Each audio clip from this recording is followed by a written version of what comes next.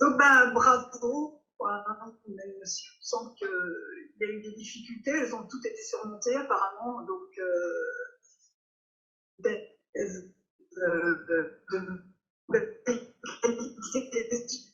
le document, il est agréable à lire, il est beau, dans le van de qualité, hein, les diapos sont clairs, c'est bien présenté et la démarche paraît toute fluide à travers cet oral. Donc moi je vois, en tant que rapporteur, j'ai vu cette thèse conçue à la fois comme un témoignage de découverte de ce qui est une recherche participative. Je l'ai vu, on peut la regarder aussi comme un manuel de base pour connaître les vécus en région lyonnaise pour tous ceux qui veulent s'y intéresser. Et c'est à la fois une recherche un peu plus poussée sur des concepts originaux. Et c'est ça vraiment le petit plus de cette thèse, c'est d'avoir creusé qu'est-ce qui pouvait aussi illustrer et donner à réfléchir sur la démarche de ces 3 années entre le terrain et le laboratoire avec des concepts que je m'étais même pas intéressée avant, hein, donc la science post-normale et par exemple la subjectivité, donc c'est pas, on va chercher autre chose d'habitude.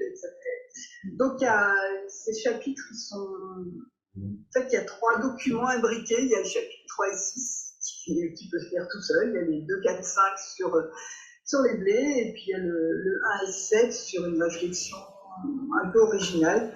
Donc ce document nous fait dire que tout est prêt pour la suite. Et j'ai envie ma dernière question, c'est comment s'annonce la suite, quels sont les blés dans les champs. Mais avant, j'ai d'autres petites questions. Est-ce qu'on peut démarrer tout de suite dans les questions ou... Oui, je pense que oui. Oh ouais, c'est bon. On parle... En fait, c'est l'agroécologie qui est mentionnée d'abord, une agroécologie forte. Et je voudrais juste vous demander comment vous passez l'agriculture biologique là-dedans, et parmi les 6 paysans, quelle forme d'agriculture biologique il menait, parce que j'ai vu par exemple qu'il y avait des extraits fermentés sur une ferme, c'était dans quelle pratique, en fait, quelle est la diversité des pratiques sur lesquelles vous avez travaillé en agriculture biologique et comment elle se situe pour vous dans cette agroécologie forte. Alors, je pense que si on prend en compte vraiment la définition de l'agriculture biologique et les principes qui sont mentionnés pour définir l'agriculture biologique, elle rentre complètement dans une démarche d'agroécologie forte. Après, aujourd'hui, on appelle quand même, on appelle agriculture biologique uniquement des systèmes de production qui se passent de pesticides, quoi. Et donc là, ce type d'agriculture biologique ne rentrerait pas dans ce que j'appellerais une démarche agroécologique. D'accord, il y a différentes versions et ça dépend des pays, du contexte, c'est ça qui est intéressant, parce que pour ceux qui pratiquent dans mes réseaux, disons avec les gens avec qui je travaille, l'agriculture biologique, c'est ce qu'il y a de plus avancé, en oubliant l'agriculture biologique du cahier des charges, c'est-à-dire que la réflexion de l'agriculture biologique est basée sur le vivant, d'abord et avec des techniques et avec des propositions pratiques pour faire de l'agriculture. Alors que l'agroécologie est beaucoup plus générale dans ses principes. C'est compliqué, hein, les définitions parce que si vous allez regarder la définition de l'agroécologie INRA, elle est très loin des principes de l'agriculture biologique. Mais c'est pas les mêmes focus. L'agriculture biologique est plus focalisée sur les principes, celle qui est fondamentale que l'agroécologie. Je pense qu'on a besoin à chaque fois de préciser les deux. Dans quels principes on se situe. Pour moi, l'agriculture biologique, pour rentrer dans la partie pratique, entre guillemets, de faire partie d'une partie de l'agroécologie, et il me semble qu'après, il y a plein de définitions et plein d'usages du terme agroécologie, ce qui en complique aussi l'usage. Mais il me semble que l'usage qui est peut-être le plus consensuel, ou en tout cas que moi j'adopte, c'est vraiment une vision holistique, où il faut que plusieurs critères soient remplis pour vraiment pouvoir parler d'agroécologie. S'il y en a un seul ou deux qui sont remplis, ça ne suffit pas en fait. C'est vraiment, je pense que l'importance il est sur la vision holistique et systémique et qui ne concerne pas uniquement des pratiques économiques, qui va bien au-delà. Et les principes de l'agriculture biologique, notamment sur la naturalité, c'est des objectifs très forts. Et on peut en reposer par exemple sur le choix des méthodes de sélection, etc. Et c'est intéressant d'avoir les principes ICOAM en tête aussi, qui sont les plus avancés, qui sont un objectif fort de l'agriculture biologique, qui sont une fois à atteindre, et qui sont très imprégnés des principes des pionniers. Et en réalité, effectivement, l'agriculture biologique, cahier des charges, celle qui arrive dans les GMS, c'est loin des objectifs de l'agriculture biologique, notamment en matière de sélection. Alors, il y a une question quand on lit votre document en fait, il manque pratiquement un chapitre, mais vous avez pas le temps de faire ça. C'est à propos de la version manuelle de base pour connaître les blés vêtus. Avez-vous rencontré des pionniers en matière de sélection et d'utilisation de blés vêtus hors de la région lyonnaise? Parce que avez-vous rencontré par exemple les acteurs de l'industrie d'engrais, Jean-Pierre Bologny en Corse aussi, qui a beaucoup travaillé sur ces espèces, qui ont fait des formations. Avez-vous fait un petit tour de France de ces acteurs déjà impliqués dans ces céréales mineures?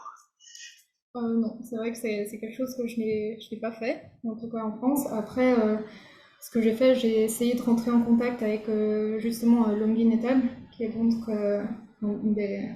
l'auteur, le premier auteur d'un des articles que j'ai cités. Ouais. Et en fait, les échanges ont été un peu durs parce que, enfin, ils se placent complètement, donc qui est allemand, c'est une équipe allemande, mais ils se positionnent très différemment. Eux, ils s'intéressent à ces blés comme source de diversité génétique, mais pour continuer à faire des croisements, enfin vraiment dans une optique de sélection très classique, quoi. Et donc ils n'étaient pas du tout intéressés pour échanger.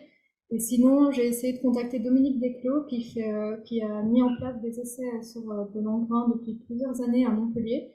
Mais je lui ai envoyé plusieurs mails et j'ai jamais réussi à rentrer en contact avec Dominique Desclos, malheureusement.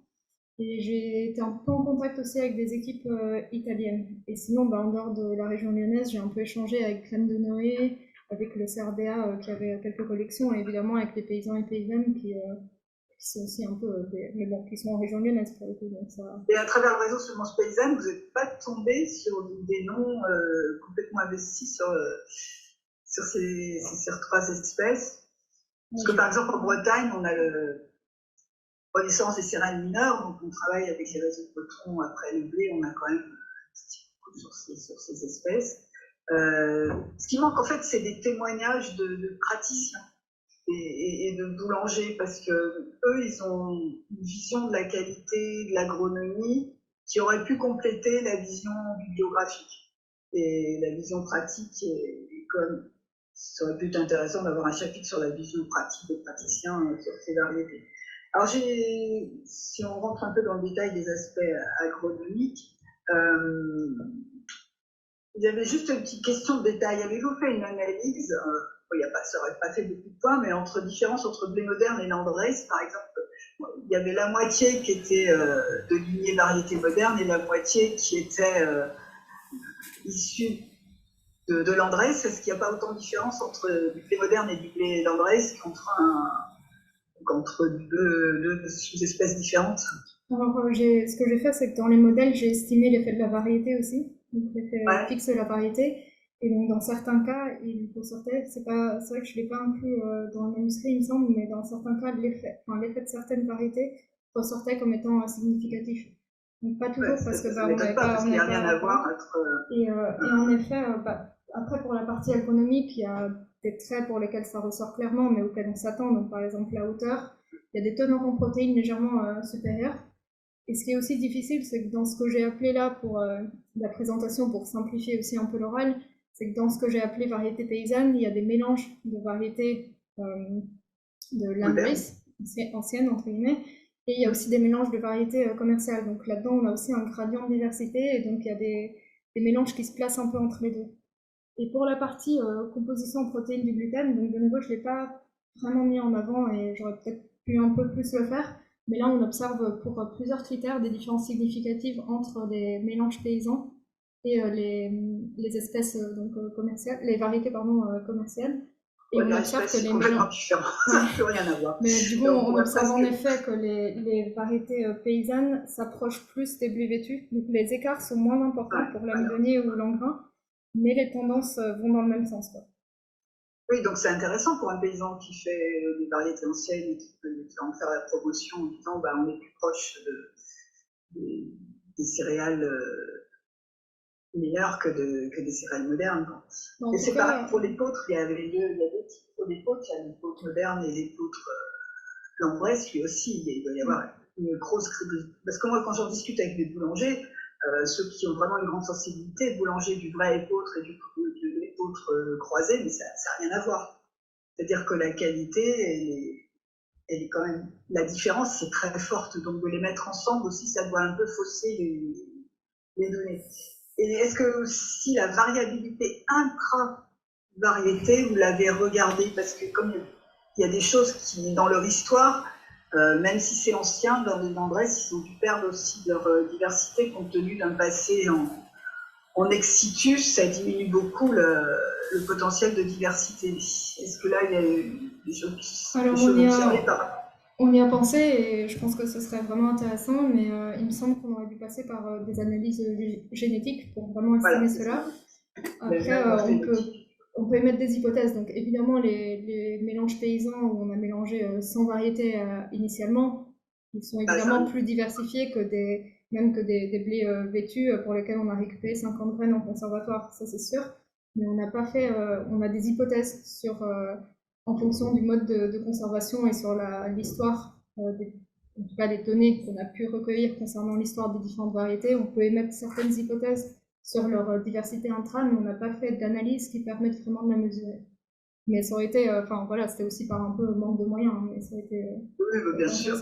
J'avais une question aussi par rapport à ces résultats sur la vie du sol chez les paysans et la performance entre guillemets des variétés qu'ils avaient chez eux. Parce qu'il y en a deux là par exemple qui mettent de l'extrait fermenté ou du fumier composté, qui sont une maximisation de la microbienne des sols que par rapport aux autres. Est-ce qu'il y a un effet qui est visible ou pas? On n'a pas vraiment regardé ça. Il faudrait que je vérifie ça. Ce qu'on a observé, c'est globalement des fertilités assez différentes. On a classé dans 3 catégories, mais qui elles-mêmes, enfin c'est très simplificateur en fait de les classer en 3 catégories. Et voilà, mais on n'a pas vraiment regardé des effets de pratique ou en tout cas des liens entre certaines pratiques agronomiques précises et les tendances qu'on observait. Et les agriculteurs eux-mêmes n'ont pas discuté en fonction de leurs pratiques en disant bah, ça marche plus chez moi, je vais continuer ça et pas ça, ce qui est des conclusions à leur niveau. En fait, là où je voudrais en venir maintenant, c'est sur ces discussions par rapport au problème d'expérimentation. C'est-à-dire qu'à tout moment, vous étiez gêné parce qu'il n'y avait pas assez de répétition, il n'y avait pas assez, c'était pas carré, quoi. Mais est-ce que dans nos types de recherche, l'objectif est-il vraiment d'avoir des manips communes? Est-il vraiment d'avoir des choses statistiquement valorisables? Ou est-ce de répondre précisément aux besoins de chacun? Auquel cas, comment on peut concevoir une recherche dans ces cas-là? Qu'est-ce qui peut être en commun quand les objectifs sont tous différents? Alors, enfin oui, j'ai peut-être une réponse en 2 temps. Donc, voilà. Donc il me semble qu'en règle générale, l'objectif c'est, oui, peut-être de s'intéresser aux questions et aux effets aux questions de chaque site, donc chaque ferme par exemple individuellement, et de répondre plus à voilà, identifier des pratiques ou des variétés qui fonctionnent bien dans certains sites sans forcément qu'on observe les mêmes tendances partout. Après, en fait, il me semble que dans notre cas, on se plaçait dans un contexte où il y avait assez peu de connaissances sur ces espèces-là. Et il me semble en tout cas, vraiment un souhait de découvrir un peu ces espèces, donc peut-être un peu moindre pour l'engrais que pour l'amidonnier, par exemple. Mais du coup, il me semble qu'on peut voir un peu cette expérience comme une première découverte en commun pour ensuite passer à des approches plus localisées dans chacun des sites où en effet, l'intérêt des statistiques, il peut être questionné. Est-ce qu'il y a des blés semés cette année? Est-ce que, alors, Est-ce l'année qu'il y a des dernière, il y en a blessés eu. L'année dans les dernière, fermes? il y en a eu. Cette année, je ne sais pas. Mais oui, C'est parti, c'est continu. vraisemblablement, oui. Bah, c'est ça l'essentiel, hein, c'est que ça continue, quoi. Et comment vous verriez aussi l'évolution variétale en fonction des résultats que vous avez eus? Comment vous conseilleriez les paysans pour continuer? Alors, je me place pas trop dans une position de conseil pour le moment. Pareil, je me sentirais pas du tout légitime pour conseiller des paysans, là. Et après, enfin, pour moi, on a juste fait une évaluation sur un an, donc à mon avis, il faudrait continuer d'évaluer certaines variétés dans les fermes et celles qui sont adaptées à la fois aux pratiques, au sol et même aux préférences, hein. Ça peut être juste de l'ordre du sensible. Elles pourraient continuer d'être évaluées. Et après, ce qui est intéressant en fait dans la mise en commun, c'est d'avoir des échanges, faire des témoignages sur certaines variétés, sur certaines caractéristiques assez globales aussi, il me semble, parce que par exemple, dans le cas de la Mésonée, c'est vraiment une espèce dont certains et certaines, dont moi, au début de la thèse, hein, on n'avait jamais entendu parler du nom de cette espèce. Et donc, on pourrait juste considérer le fait qu'elle ne se distingue pas clairement, par exemple, du blétantre, comme un résultat en soi. Et comme quelque chose enfin, voilà, comme une façon de découvrir aussi un peu cette espèce qui permettrait ensuite. Elle a une histoire, il y a une culture derrière, donc il y a des potentialités à découvrir en fait. Et avez-vous entendu parler des méthodes de sélection qui sont utilisées aujourd'hui en recherche participative, telles que les composite population, les populations dynamiques et bien d'autres? Est-ce que vous avez réfléchi à ces sujets avec les paysans avec qui vous avez travaillé, c'est-à-dire à partir d'un constat, comment on fait pour aller plus loin, quoi? Alors moi, j'ai un peu lu à ce sujet et j'ai pu échanger un peu avec Isabelle Coffringer et son équipe. Donc je vois de loin, hein, j'ai jamais mis les mains dedans, quoi. J'ai jamais fait la partie technique, mais je vois à peu près de quoi il s'agit. De son, est-ce que c'est moi? Vous m'entendez là ou... Ça y est, ça revient. Bah, il y a eu un trou là. Ouais, je disais juste que j'ai jamais... Il y a toujours un trou. C'est bon? Quand j'ai un... Vous m'entendez? Oui, moi très bien. Vous Bon, m'entendez toujours pas? Là, allez-y, là je vous entends. Ouais, bah, je disais... Je vous entends là, sur les méthodes de sélection, oui. Est-ce qu'il y a tout un travail à faire pour... Alors moi-même, j'ai jamais fait cela techniquement, donc j'ai un peu lu des articles, d'ailleurs de vous-même et d'Isabelle.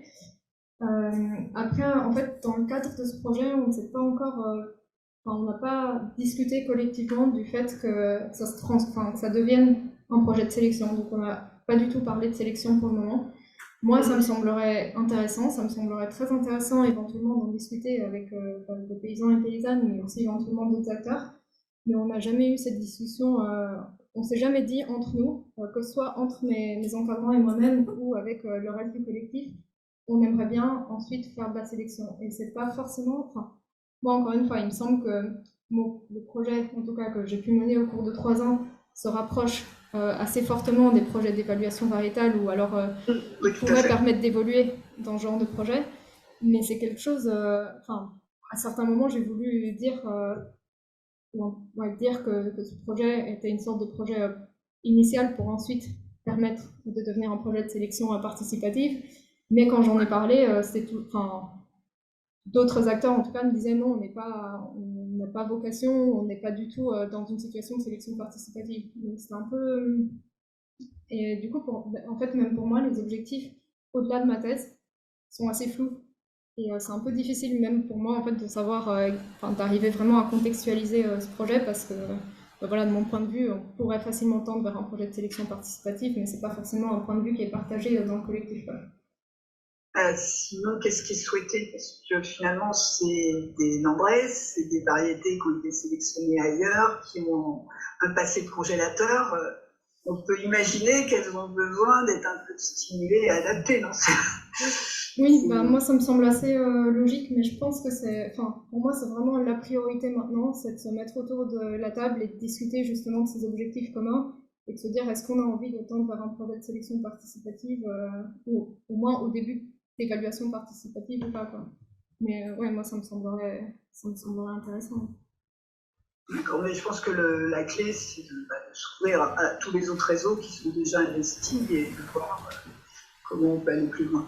Oui. Les dernières questions, je ne vais pas me poser. J'ai pas le pot après pour discuter avec vous.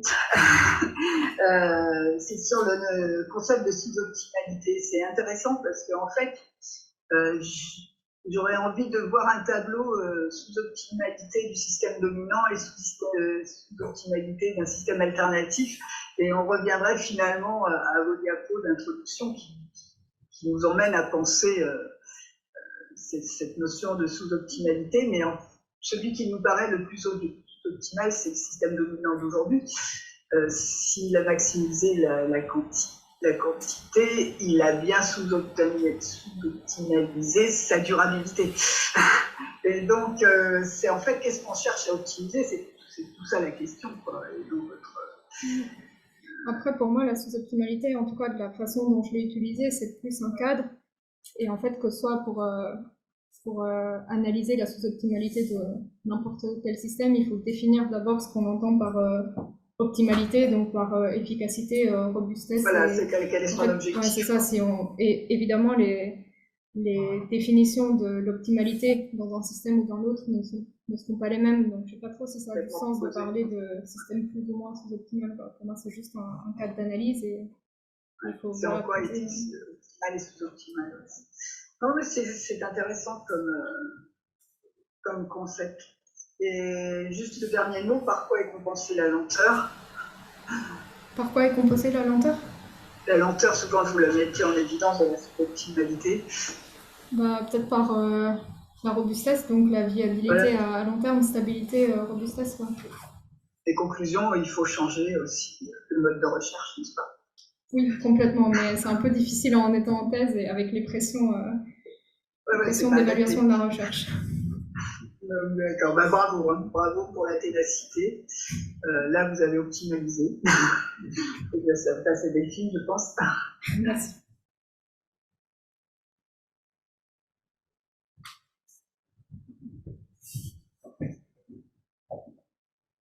Bonjour Véronique. Bonjour Delphine. Et donc je vais prendre la suite. D'abord, Sophia, je voulais te féliciter parce que je trouve ça incroyable ce que tu as fait pendant ta thèse. Mettre en place un projet de recherche participative durant 3 ans en démarrant la construction d'un collectif de recherche, c'est un vrai challenge. Et donc, je voulais d'abord te dire bravo. Bravo aussi pour ton analyse réflexive, parce que ça prouve que tu as quand même aussi énormément avancé pendant ta thèse et mûri l'approche. Et c'est pas si facile non plus en 3 ans d'avoir ce recul. Donc, merci. Et puis, je voulais te féliciter pour ton manuscrit. J'étais vraiment merci de l'invitation parce que j'étais très intéressée. J'ai appris plein de choses que je vais utiliser pour mes recherches aussi. Donc, c'était hyper intéressant. Et puis, pour ton oral, que j'ai trouvé très pédagogique et aussi très accessible à tous. J'ai apprécié que tu remettes aussi dans un contexte scientifique avec une posture où tu ancrais toutes tes recherches aussi dans la bibliographie. Parce que je suis convaincue qu'il faut changer la façon de faire la recherche, mais je suis aussi convaincue que c'est important de garder des postures. Et donc, ma première question, elle vient là. Qu'est-ce que c'est pour toi la posture de chercheur? C'est une grande question, une vaste question. C'est peut-être pas la plus facile des questions pour démarrer. Mais suite à une thèse comme ça, de chercheur en recherche participative. C'est une question compliquée. Ouais, je sais bien. Non, mais tu peux répondre de plein de façons différentes. Hein, sans toi.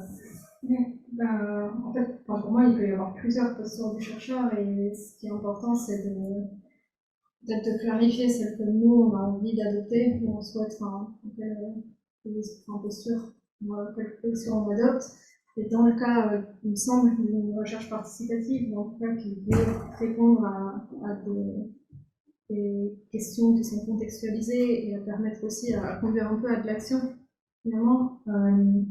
Pour moi, la posture, c'est plus une posture d'accompagnement, finalement. On serait plus là pour accompagner, éventuellement peut-être animer, fournir des outils méthodologiques ou autres, des collectifs qui porteraient des questions et qui seraient plus moteurs de la recherche que nous-mêmes. Mais ça, c'est vraiment spécifique à ce qui me semblait de la recherche participative. Enfin, c'est pas une posture qu'on pourrait... on parlerait pas de la même posture dans des modèles de recherche plus classiques. Et du coup, alors j'ai beaucoup aimé, alors je ne vais pas faire forcément dans l'ordre de ton manuscrit, je rebondis sur ce que tu dis, mais j'ai beaucoup aimé ton chapitre d'analyse réflexive, le chapitre 6, où tu parles de sous-optimaux. Et justement, là on vient d'en parler, tout dépend de ce que tu appelles de ton optimum, finalement. Donc toi, tu l'as bien défini, ton optimum. Et parmi tes optimaux, il y avait l'égalité je ne sais pas si c'est l'égalité des contributions, des participations, des co-construction, co-expérimentation, co-analyse. Enfin, comment tu définis cette égalité? Parce que je me demande finalement dans la recherche participative, c'est plus ton point de vue. Il n'y a pas une seule bonne réponse à mes questions, c'est plus une discussion en fait. En fait, en écrivant ce chapitre, je me suis dit, dans un cas de recherche participative tel que je l'ai mené, j'aurais aimé que tout type d'acteurs puisse intervenir de façon à peu près égale dans les décisions collectives qui concernent l'orientation de la recherche. Mais en fait, en disant ça, je me suis dit qu'il faut peut-être d'abord leur demander leur avis et donc d'abord voir quel est le niveau d'investissement aussi souhaité pour chaque type d'acteur. Et donc là, ça devient plus difficile de définir définir un optimum à ce niveau-là. C'est quelque chose que je n'ai pas eu le temps de faire, mais il me semble qu'en fait, l'optimum, il n'a pas de sens dans ce projet si on ne le définit pas aussi collectivement, parce que moi, si je souhaite que tout le monde s'investisse pareil, mais que certains acteurs n'ont pas envie, ils sont juste envie de suivre ça de loin, dans ce cas-là, ça n'a pas de sens, quoi. Ouais, il me semble que finalement, l'équité peut être plus de ça qu'il faut parler, ou en tout cas, il faut peut-être aussi accepter dans les projets de recherche participative, justement, on n'est pas tous, on n'a pas tous les mêmes compétences, on n'a pas tous le même temps, et donc redéfinir en tout cas ce que c'est que l'égalité. Voilà, on n'a pas les mêmes compétences, et voilà. Par exemple, comme tu disais tout à l'heure très très bien, tu ne te sens pas aller forcément légitime pour donner un conseil à un agriculteur voilà, qui a 20 ans d'expérience voilà, sur les blés. En même temps, sûrement ton expérience en travaillant dans Citerne, ça t'a donné des éléments, et c'est peut-être ça aussi la recherche participative, c'est arriver à terme à se sentir toutes légitimes pour parler ensemble des connaissances qu'on a acquises, même si c'est pas notre cœur de métier. Peut-être que le jour où un agriculteur te dit bah non, mon dispositif expérimental, je préfère pas le faire comme ça parce que voilà, statistiquement, je pense que c'est mieux de répéter là et pas là. Ben, c'est gagné, quoi. Pour moi, c'est... Ça, c'est un peu arrivé au sein du collectif. Ben, On a dit, là, il faudrait rajouter une répétition. Voilà, c'est des remarques qui sont sorties et qui étaient assez riches. Et pour moi, en fait, ce qui est fondamental, c'est d'avoir un peu cette discussion collective sur à la fois des objectifs à long terme, mais aussi sur la gouvernance, sur la façon de fonctionner ensemble, sur les volontés d'investissement ou de degré d'investissement de chacun des acteurs, et prendre tout ça en compte, que ce soit pas une décision prise par un seul membre, en l'occurrence par exemple le chercheur. Alors justement, je voulais avoir ton retour sur, donc tu as fait des enquêtes pour construire le collectif. Moi, j'avais compris que c'était aussi pour faire émerger les questions de recherche. Donc j'avais mal compris la démarche en ce sens. Mais quand même, ça t'a permis de lister un nombre de questions scientifiques. Je voulais savoir comment, du coup, vous les avez priorisées ensemble et quel était ton point de vue sur cette approche-là d'enquête, celui dirigé pour lister des questions. Alors, pour les prioriser, en fait, j'ai repris toutes les questions qui ont été évoquées au cours de ces enquêtes. Donc, j'ai réécouté toutes les enquêtes et à chaque fois noté les points. J'essaie de le faire sous la forme un peu de questions scientifiques, donc qui pourraient être traitées avec des effets d'intérêt et des traits d'intérêt. Et en fait, à la première réunion qu'on a eue ensemble, j'avais préparé à la fois des supports pour chacun des personnes présentes à la réunion et un support visuel où il y avait toutes les questions posées avec une intensité de couleur. Et donc, en fait, ça permettait déjà, on m'a demandé est-ce que toutes les questions, toutes vos questions, par exemple, elles sont bien présentes, ou est-ce qu'il y a des problèmes de mauvaise interprétation, ou des choses que j'ai pu passer à côté. Et ensuite, on m'a expliqué que certaines des questions qui avaient été soulevées, on n'avait juste pas les moyens pour y répondre, pour diverses raisons. Et parmi les autres, il y a d'abord eu une discussion collective, donc assez ouverte, où c'était des échanges assez libres. Et ensuite, on a fait un vote où chaque personne pouvait classer, il y avait un tableau avec toutes les questions, et chaque personne pouvait classer les 3 questions prioritaires avec un ordre de priorité. Et en fonction du résultat de ce vote, on a fini par travailler sur les 3 questions qui restent très très larges. Voilà. Et au niveau de l'enquête, moi, il me semble pas forcément que ce soit la méthode la plus adaptée. Après, voilà, on a un peu fait ça de façon improvisée et sans. Voilà. Il me semble que l'enquête, elle a aussi eu pour objectif d'identifier déjà une série de questions. Donc c'est pas. Voilà. Et je pense que, le côté, l'enquête aurait pu être intéressante. Déjà, moi, il me semble, sur un échantillon plus large, où on aurait pu, par exemple, se donner pour objectif de faire un état des lieux, mais un peu plus exhaustif de la culture de ces lieux, éventuellement de leur présence dans certains conservatoires.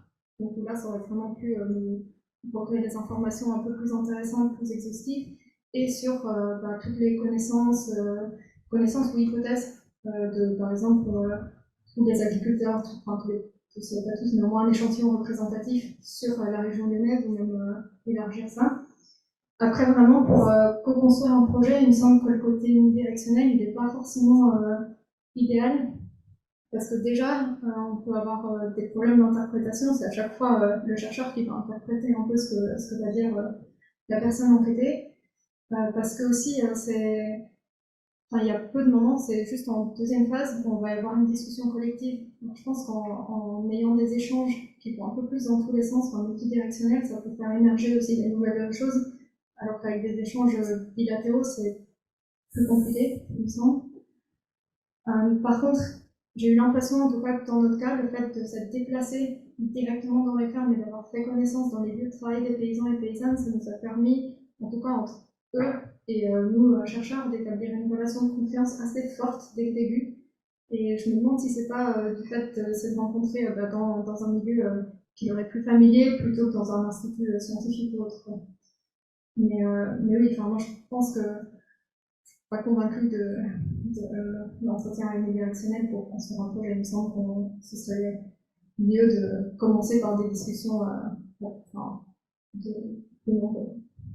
Alors, dans ta réponse, il y a quelque chose qui me semble à manquer en début de thèse pour toi et qui est très difficile, c'est finalement de faire ensemble avec ton collectif, et sûrement que tu manques de temps, un état des lieux à la fois bibliographique et un état des lieux, Véro en a parlé un petit peu, des réseaux à la fois de paysans, de chercheurs qui travaillaient déjà sur ces lieux vécus, pour pouvoir gagner en expérience dès le départ sur ce qui était déjà su. Et en fait, ça, je pense que c'est lié aussi finalement à quelque chose qui est difficile dans la recherche participative encore. Alors même si on commence, on se connaît, mais c'est de faire du lien justement entre tous les projets de recherche participative. Et je pense que ça amène vraiment une question. Donc toi, si tu devais maintenant redémarrer ou continuer, voilà, est-ce que tu as des idées sur comment faire le lien? Donc là, tu vois, c'est vraiment mon collègue que je te pose la question, justement pour éviter ce genre de limitation et puis être plus fort pour arriver à partager aussi entre nous. Donc le lien entre projets de recherche? Oui, entre déjà des savoirs, des connaissances sur un thème donné qu'on pourrait avoir acquises au cours de projets de recherche participative ou même au cours entre chercheurs sur la biblio scientifique.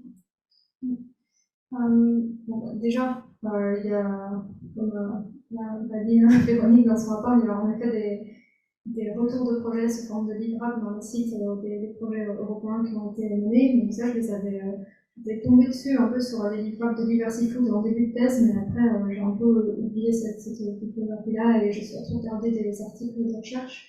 Et ça fait beaucoup d'informations pour quelqu'un qui peut se lancer dans la recherche participative sans forcément de connaissances ou d'expériences préalables.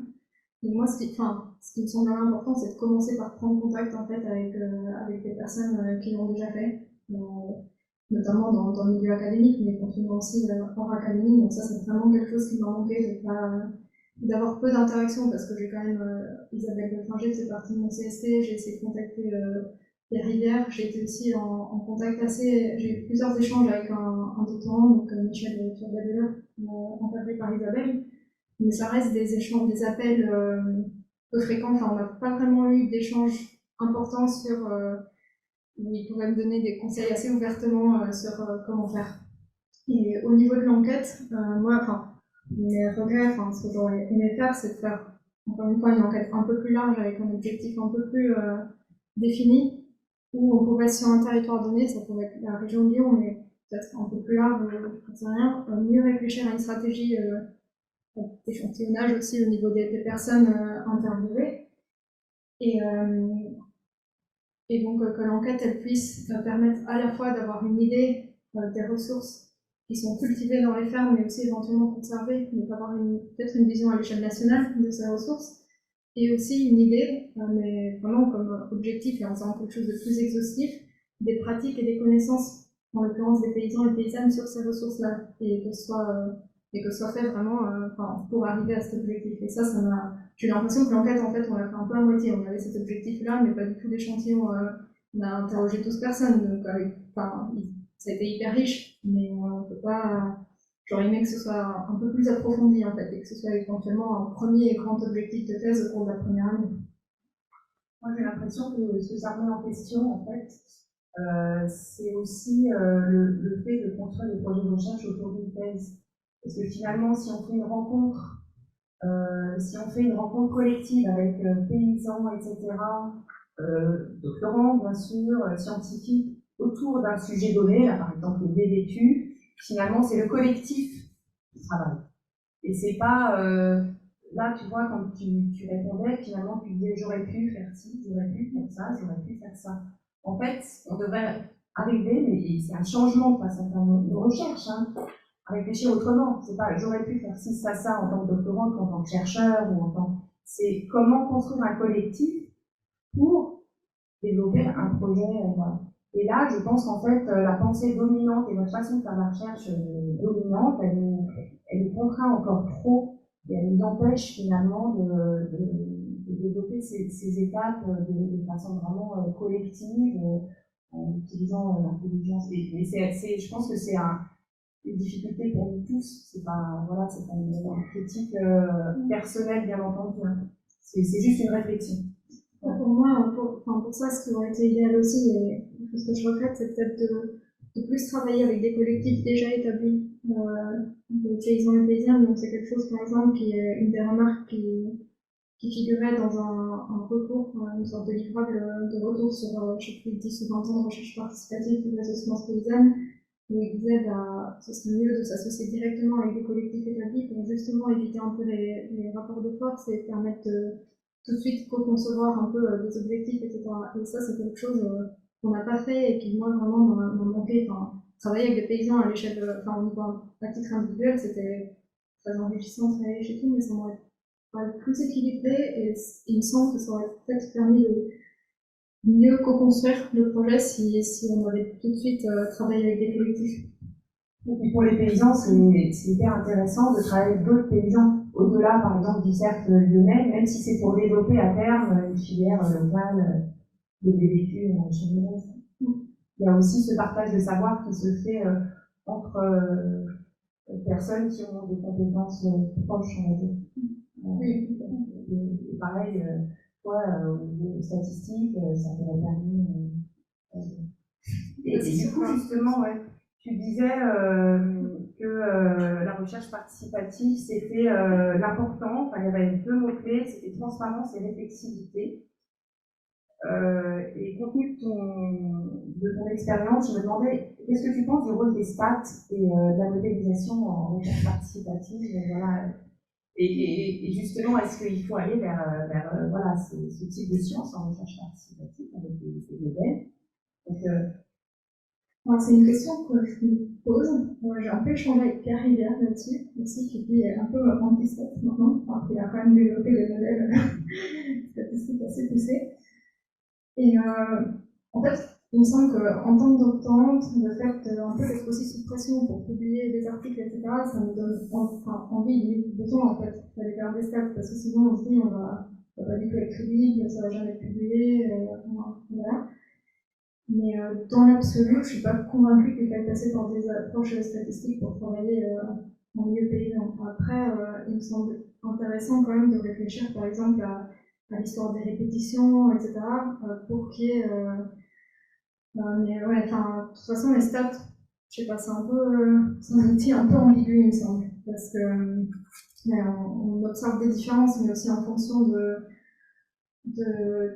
la taille finalement de nos données, enfin, l'importance de nos données, les différences qu'on va arriver à mettre statistiquement en évidence, elles vont pas être les mêmes. Donc à partir de quand est-ce que ça a vraiment un sens biologique? Est-ce que ça a vraiment un sens pour les paysans? Donc, en tout cas, si on utilise des stats, à mon avis, il faut qu'on utilise des stats simples et éventuellement justement parler un peu à partir, par exemple, de quel écart entre j'en sais rien, moi, tel et tel auteur, est-ce que ça a vraiment un sens agronomique? Parce que si on a 20 000 données et qu'on met en évidence un écart significatif, bah, ok, c'est significatif, mais est-ce que ça a du sens? Enfin, voilà. En tout cas, si on utilise des stats, il faut toujours revenir, il me semble, à l'intérêt derrière et...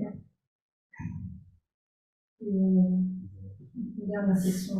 Alors, la dernière question, elle va venir sur autre chose, plus sur la transformation de ces céréales, du coup. Même petite question boulanger ou autre. Je voulais savoir, donc, les paysans avec qui tu as travaillé, ou même quand tu as fait émerger les questions, et même après, est-ce que vous avez parlé de la transformation des laitues, analyse de pain? Est-ce que à chaque fois c'est la nutrition qui est revenue sur les aspects alimentation, valorisation de ces céréales? Voilà, je me suis questionnée parce que moi, les paysans avec qui je travaille, ils n'ont pas forcément parlé de nutrition. On avait fait une enquête avec une psychosociologue des consommateurs, des pains au levain, des boulangers qui font de la recherche, et en fait, c'était pas ce que cherchaient forcément les consommateurs. Notamment, ils cherchaient plutôt le lien social, le partage de connaissances et de savoir, éventuellement aussi le goût, le sensible, plus que la nutrition. C'était le résultat de l'enquête, et du coup, l'analyse collective. Et donc, voilà, je voulais savoir quel était ton point de vue, si tu en avais parlé, si vous aviez au moins, si vous aviez testé de faire du pain. Voilà. Alors, les paysans avec qui on travaille, la plupart d'entre eux font du pain à l'engrain, et un d'entre eux fait aussi du pain avec de la donnée. Donc, on a pas mal échangé quand même sur les différences par rapport pour faire du pain avec ces espèces par rapport au blé tendre. Ils ont un peu échangé entre eux aussi à ce niveau-là. Après, il me semble que dans l'enquête, vraiment la question de la nutrition, elle est ressortie beaucoup. Ça m'a un peu étonnée aussi finalement. Je ne m'attendais pas à ce qu'elle prenne cette importance. Et il me semble qu'elle était, peut-être que c'est une erreur d'interprétation aussi, mais il me semble qu'elle était importante dans la mesure où elle permettrait de répondre à des questions des clients. Donc en étant un peu plus sûr, voilà, et aussi en plaçant un peu leur mélange paysan par rapport, un peu comme un intermédiaire, un peu comme disait Véronique, de faire un peu la distinction entre différents types de variétés de blé tendre et des blés laitues, parce que souvent ils avaient des commentaires ou des questions de leurs clients au sujet d'une différence entre engrain et blé tendre, mais sans faire la distinction entre plusieurs types de blé tendre. Donc là-dessus, il me semble que le côté nutritionnel intéressait vraiment. Après, pour la fabrication de pain, donc on en a discuté, il y a eu quelques analyses rhéologiques qui ont été faites. Donc ça, j'ai eu à peine, mais j'ai à peine touché. Dans quel objectif exactement, j'en sais rien, parce que ce qui m'a semblé clair des échanges que j'ai eu avec les paysans, c'est que les propriétés technologiques sont différentes, donc les pratiques sont différentes, et ils ont échangé là-dessus. Mais finalement, ils le savent, on sait que les propriétés sont différentes et que les pratiques sont différentes, donc est-ce qu'on a envie de le quantifier avec des mesures? Est-ce que ça a vraiment un intérêt? Je ne sais pas, il faudrait se poser la question ensemble, il me semble. Et au niveau du sensible, donc des propriétés organoleptiques, on en a parlé un peu, je me souviens de retour où, par exemple, je ne sais plus qui avait dit que le pain à l'engrain, ça avait vraiment un goût un goût complètement différent. La médonnier, ça fait un goût de noisette, etc. Mais en tout cas, au sein du projet, il me semble qu'on n'a jamais émis l'idée de caractériser ça avec des tests ou autres. Mais oui, il y a eu des échanges. En tout cas, on a discuté de tous ces sujets-là, mais sans qu'on soit. Enfin, au début du projet, on avait aussi émis la possibilité d'avoir un volet plus sur des propriétés gustatives. Et finalement, bon, déjà, on n'avait pas le temps, hein, mais en plus, il me semble qu'il y a des avis et des propriétés gustatives qui ressortent, mais il ne me semblait pas qu'il y avait vraiment la volonté de le mesurer. Après, peut-être que maintenant, c'est le cas aussi. Les choses évoluent aussi avec. Non, mais je me dis peut-être que c'est parce que, en tout cas, les recherches qu'on a fait nous étaient seulement sur du pain de blé et sur des cultures de blé, et donc la question était peut-être plus sur le sensible, le goût, etc. Enfin, encore qu'on a quand même comparé variété paysanne et variété urbaine. Mais alors que là, comme tu compares des espèces qui sont de toute façon vont donner des pains très différents au niveau gustatif et tout, peut-être que la question se pose pas parce que c'est évident. Bon, il y a peut-être aussi de ça. La question n'est pas toujours la même selon oui, c'est les priorités. Merci en tout cas. Merci pour aussi. Bon, bien, merci pour l'invitation, ce manuscrit et la présentation. C'est un travail extrêmement original. Je vous avoue que j'ai ressenti un certain vertige en lisant ce manuscrit. C'est pas vrai, elle n'a pas commencé comme ça, une démarche participative de quasiment zéro. Et vous êtes arrivé. Alors mon impression, c'est que vous avez vécu en 3 ans, ont commencé toute la carrière d'un chercheur post-normal. Et déjà, pas condensé, c'est pas évident. Alors en condensé, c'est chapeau. Et donc, dans ce sprint, vous êtes parti de la descente, faire descendre la science dans le monde réel, et ensuite le faire remonter vers les publications en anglais, et tout en s'interrogeant sur la pertinence sociale de ce que vous produisez, et à la fin, l'analyse réflexive de bon, voilà, tout le bien que je pense de votre thèse, et donc il est normal que ce que j'ai envie d'appeler les 2 grands domaines de la thèse, qui sont cette partie centrale quantitative et la partie autour du processus et la partie réflexive que je qualifierais de domaine plus qualitatif. C'est dommage, c'est normal, ces conditions qu'ils soient incomplets, pas complètement. C'est juste pour, je dis ça parce que si je pose des questions qui sont pertinentes, ne vous inquiétez pas. Je vais essayer de vous interroger sur ces 2 domaines, sur l'aspect biotechnique d'abord, et ensuite on passera à la deuxième partie que j'ai le temps. Voilà. Une question que je me pose, toujours dès qu'il y a des dispositifs sur les plantes, qui sont extrêmement plastiques, c'est quelle est la part de la variation qui est héritable, pour héritable au sens large, variation entre espèces et entre variétés au sein de l'espèce et la part environnementale. Est-ce que vous en avez une idée à l'échelle du système? Je n'ai pas réussi à le déduire de manuscrit. Vraiment, on n'a pas pu le mesurer à partir de données, donc notamment parce qu'il aurait fallu répéter déjà l'expérimentation, enfin avoir des données issues de plusieurs années ou de plusieurs sites, mais avec un dispositif plus équilibré. Mais c'est exactement ce qu'on mesure l'Environnemental dans leur article où ils ont vraiment 15 variétés par espèce répétées dans 4 sites différents. Et donc, eux, ce qu'ils déduisent, c'est qu'ils identifient certains critères pour lesquels l'héritabilité est très forte, et d'autres qui sont plus sous l'influence de l'environnement. Et donc, parmi ceux qui sont sous l'influence de l'environnement, il y a par exemple le taux de protéines qui ressort très clairement. Il me semble que pour l'héritabilité, il y avait le point de milligramme, assez étonnamment la hauteur. Et je me souviens plus de tous. Mais ce qui est aussi intéressant, il me semble, dans cet article, et qu'on peut un peu utiliser pour des réflexions futures, c'est qu'ils observent que l'importance de l'héritabilité et de l'effet de l'environnement est la même pour les différents traits entre chacune des espèces. On ne va pas avoir, par exemple, un effet de l'environnement plus fort pour l'enclin pour un critère de niveau. Et voilà, ça. Et nous, on n'a pas pu le faire. Ça aurait été super intéressant, je pense, mais il aurait fallu des dispositifs plus équilibré ou alors sur plusieurs années. D'accord. Après, j'avais une suggestion à vous faire. Moi, je vais garder votre analyse sur environnementale que vous avez mis moins en valeur, qui n'est pas encore rédigée en anglais. Et est-ce qu'il ne serait pas pertinent de travailler, d'enlever la variance génétique? Alors, ça me fait poser une autre question. Et comment les plantes révèlent la variation environnementale dans ce dispositif? Peut-être que ça pourrait avoir un intérêt pour les agriculteurs d'anthropologie de travailler sur les résidus, faire une ACT sur les résidus. Je me suis pas posé la question, mais oui, c'est pour être. Non, ça va.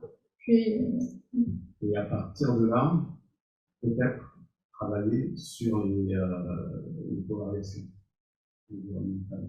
Là, il y a peut-être des choses qui peuvent intéresser les agriculteurs en comparaison pratique et les contraintes que ces pratiques révèlent sur les objectifs. Je ne sais pas si j'ai vu le tableau en annexe et les covariances. Oui. Oui, après, enfin, j'ai pas trop réfléchi à ce type d'analyse, surtout sur le jeu de données dans les différentes fermes. Moi, ce qui me pose vraiment problème avec ce jeu de données, c'est qu'on n'a pas du tout les mêmes variétés dans les mêmes fermes. Donc c'est un peu, enfin, je sais pas dans quelle mesure, avec le jeu de données qu'on a, ça pourrait réellement marcher. Est-ce que même avec un déséquilibre tel qu'on a, ça fonctionnerait pourquoi pas. Alors, on fait toujours mieux avec les jeux de données qu'on a. Et ce que vous dites m'amène à une autre suggestion, c'est que vous l'avez évoqué à l'oral, cette caractérisation en termes de fertilité dans les différentes fermes, il me semble que vous ne l'utilisez pas ensuite.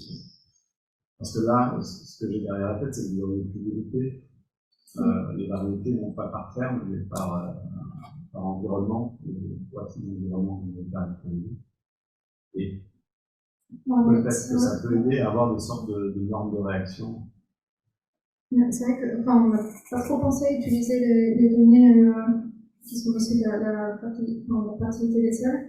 Alors déjà, la partie sur la fertilité des sols, elle a été effectuée lors d'un stage, donc c'est vraiment moi qui maîtrisais, donc qui a été encadré d'ailleurs par Jean-François. Donc moi, tout ce qui est pédologique, j'ai essayé de comprendre certaines choses, mais c'était un peu expert en pédologie très loin de là. Et en fait, ce que Aubin avait fait, c'était de faire une analyse multi-critères qui a permis de faire ressortir ces 3 catégories d'environnement. Et on en a discuté de cette analyse en réunion, notamment avec les paysans et paysannes. Et une remarque qui est ressortie, c'est que c'était très réducteur. Et donc dans ce sens, je ne sais pas si ça aurait du sens de réutiliser, de se réappuyer sur ces catégories-là. Donc il avait aussi été évoqué d'essayer d'accorder des poids différents, d'essayer en tout cas de moins simplifier peut-être l'analyse. Voilà, mais ça, j'ai pas eu le temps de le faire. Après, éventuellement, on aurait pu faire une analyse multicritère ou j'en sais rien. Mais ouais, le fait aussi que ce qui est ressorti un peu des échanges avec les acteurs sur la distinction de 3 catégories, c'était le caractère réducteur et que ça, enfin voilà, c'était assez critiqué. Finalement, ça fait l'objet de plusieurs questions et discussions.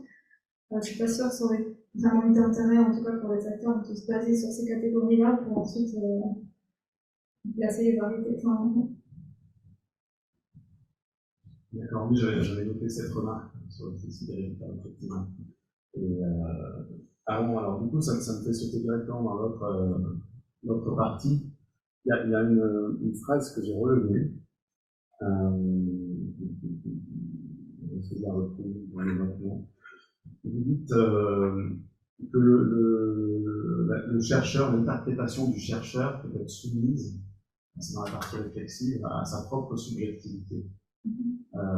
Et donc, sous-entendu, il doit s'abstenir d'interpréter, de retranscrire les propos, c'est ça? Non, pour moi, c'est plus essayer d'être un peu conscient de cela et avoir une posture réflexive. Pas forcément éviter d'interpréter, mais c'est juste déjà peut-être clarifier sa posture, d'où il parle, dans quel objectif un peu il s'inscrit. Mais ouais, c'est plus dans une idée de prendre en compte et d'avoir une démarche réflexive là-dessus que de ne pas interpréter. Je pose la question parce que moi, c'est ce que j'ai observé chez les chercheurs, c'est cette retenue à l'interprétation parce qu'on craint sa propre subjectivité. Et je voudrais vous dire que, en fait, il ne faut pas la craindre parce que c'est enfin, ce que j'ai pu observer, c'est cette contradiction qui est liée peut-être à des subjectivités différentes, qui produit une évolution de recherche participative. Après, moi, ce qui me semble intéressant, c'est, enfin, en fait, c'est quelque chose qui m'a posé surtout problème lors de l'enquête, où je me disais, bon, moi, j'ai cru entendre ça, j'ai réécouté mes entretiens, j'ai noté ça, mais est-ce que c'est vraiment ça qu'ils ont voulu me dire? Et donc, est-ce que mon point de vue est un peu objectif sur ce que j'ai pu entendre dans l'enquête? Et donc, il me semblerait intéressant de, pas forcément de pas interpréter, mais de discuter de l'interprétation avec les autres acteurs pour la vérifier, la valider ou au contraire l'infirmer. Oui, vous pouvez refaire un entretien. Ouais, éventuellement aussi. Alors oui, justement sur l'enquête, vous aviez sceptique dans les réponses à la vérité. Moi j'ai trouvé ça, alors vous partiez de rien, et vous avez fait de la sélection. En fait, j'ai eu l'impression de sélection de paysans, si je puis me permettre, pour avoir des gens qui voulaient bien rentrer dans le projet tel que vous l'aviez défini. Alors, le remarquable, c'est qu'il n'était pas complètement contraint, il n'y avait pas d'espèce. Mais je trouve ça plutôt astucieux d'aller voir large, en sachant que tout le monde ne va pas participer parce que les intérêts de chacun ne rejoignent pas la démarche. Et je ne vois pas comment on aurait pu mieux faire dans un cadre contraint d'une thèse avec un Bon, dans le cas de la thèse, ça va peut-être été un peu compliqué de mieux faire. Moi, ce qui m'a gêné, c'est d'avoir à chaque fois une personne, par exemple, devant moi, et pas forcément plusieurs personnes, et qu'il y a des choses qui peuvent aussi émerger, des discussions, etc. Et ouais, j'aurais peut-être préféré, encore une fois, passer par un collectif préétabli. Après, je sais plus ce que je voulais dire. C'est quoi la question C'est ouais. une question remarque, c'est comment vous auriez pu faire mieux. C'est une question remarque parce que vous n'avez pas de réponse en partant de droit part, contacter un collectif préétabli. Bon. Ouais. Et là, ça devient aussi assez darwinien puisque certains vont pas vouloir, vont vouloir ça. Là, du coup, ouais, pardon. En fait, par rapport déjà au projet, c'est vrai qu'on avait des grandes lignes qui étaient fixées. Donc, par exemple, on voulait travailler sur des espèces de genre critiques, ça c'était, on avait des financements pour, et il fallait qu'il y ait un volet agronomique nutritionnel. Et même les espèces, on avait un choix, et le choix n'était pas défini. Si tout le monde m'avait dit, on va travailler sur le blé polar ou sur, voilà, on gardait cette flexibilité. Et sinon, en fait, ce qui m'a aussi un peu dérangé dans cette approche d'enquête, c'est que, en raison un peu de nos moyens et de nos contraintes temporelles, on a justement, en fait, on a dû s'arrêter au moment où 6 personnes nous ont dit oui, on veut participer. On a dû se dire, bah, on ne demande pas à plus de personnes. Alors que, par exemple, j'ai été contactée par quelqu'un qui m'a dit, ah bah, j'aimerais bien aussi faire partie de ce projet. Et on a dû dire, bah, enfin, en fait, on ne pouvait plus. Et parce que aussi, on avait décidé un peu entre nous d'assurer un suivi assez important. Enfin, en tout cas, au début, on avait décidé déjà de dédommager les paysans et les paysannes pour leur participation. Au début, on avait aussi, enfin, déjà discuté au moins du fait d'aller nous-mêmes dans les fermes pour faire des mesures, etc. Et on s'était dit, bon, en cas de 6 paysans, ça va être vraiment compliqué.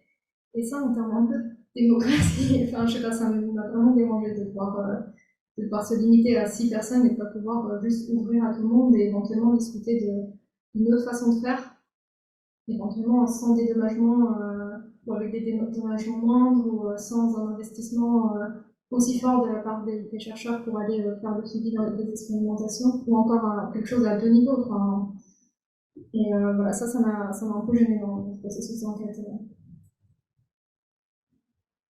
Vous avez parlé de démocratie. J'ai été frappé par les attentes fortes, peut-être trop fortes, que vous exprimez sur le rôle social de la recherche. J'avais trouvé ça en page 288, sur les attendus d'une autonomisation complète des agriculteurs suite au projet. Et votre déception, ce ne soit pas totalement atteint. Je trouve que déjà l'exemple que vous donnez, que les agriculteurs aient voulu se saisir ce que vous avez produit pour faire des fiches. Je ne sais pas si ça a avancé depuis. Non, c'est encore à l'état de projet. Et si ça arrive, c'est fait par des agriculteurs, je pense que c'est quelque chose que vous encadrez à côté de votre diplôme de doctorat, parce que c'est vraiment la preuve que ça marche sur le terrain, enfin que ça a produit quelque chose, ça a produit un engagement. Et ma remarque, c'est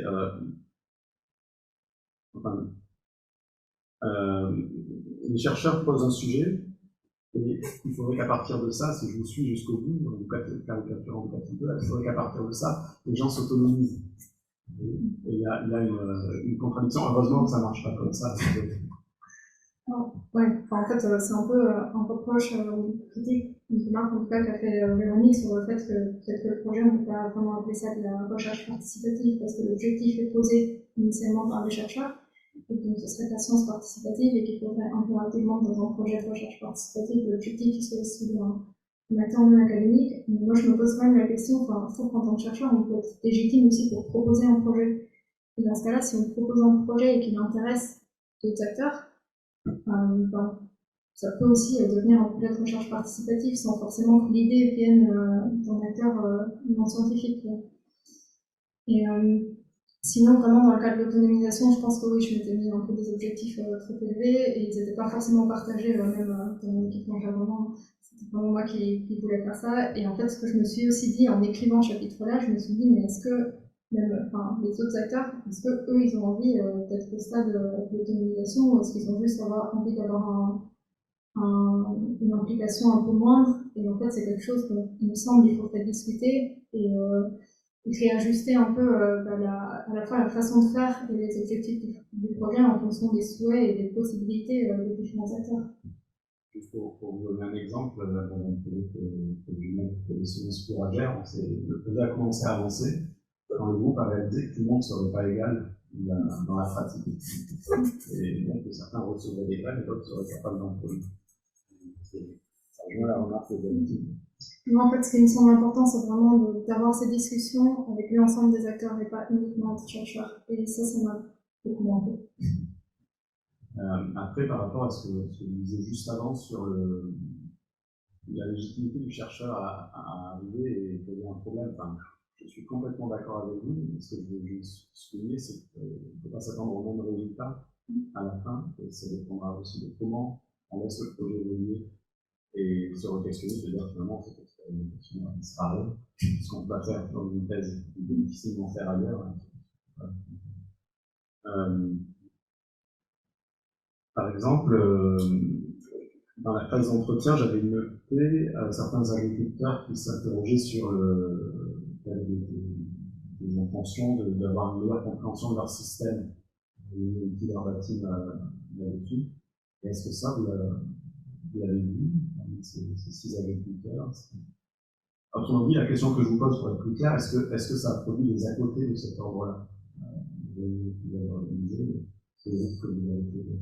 Alors, avoir des compréhensions de leur système à eux, je ne suis pas sûre avec cette année d'expérimentation.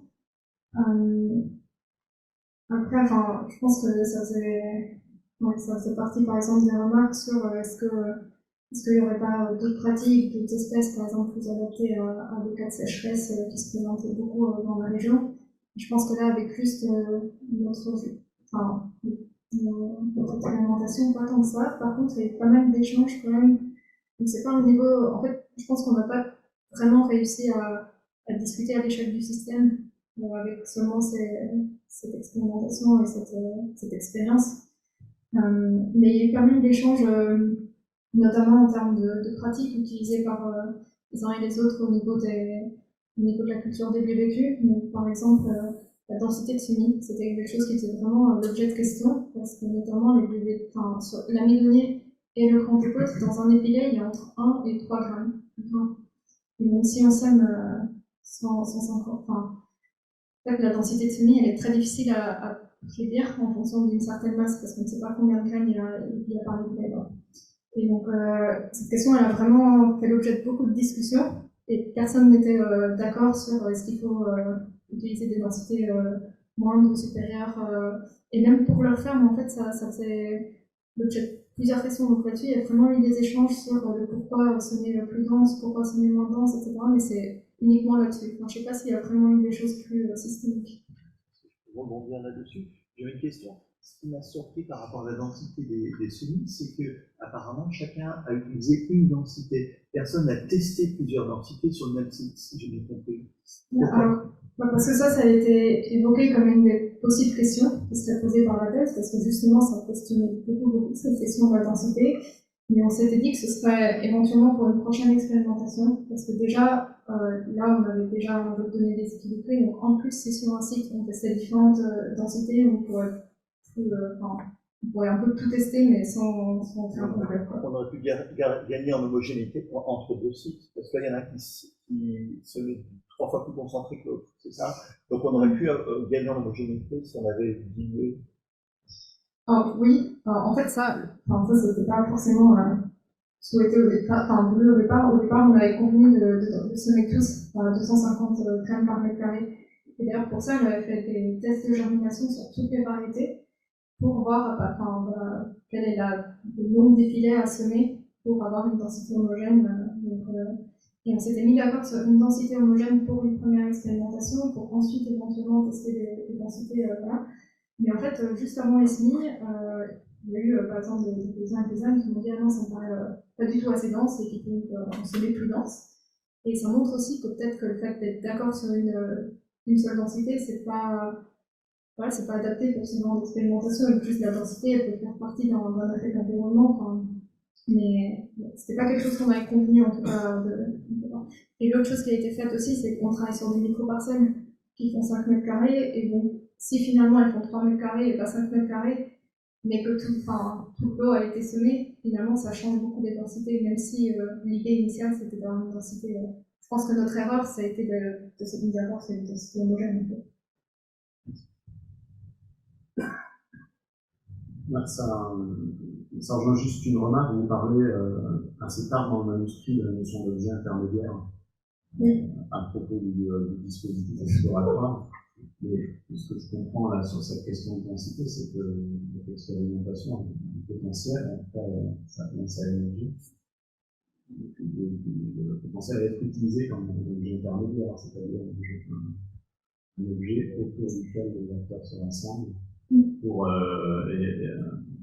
construire une intelligibilité du système à plus large échelle.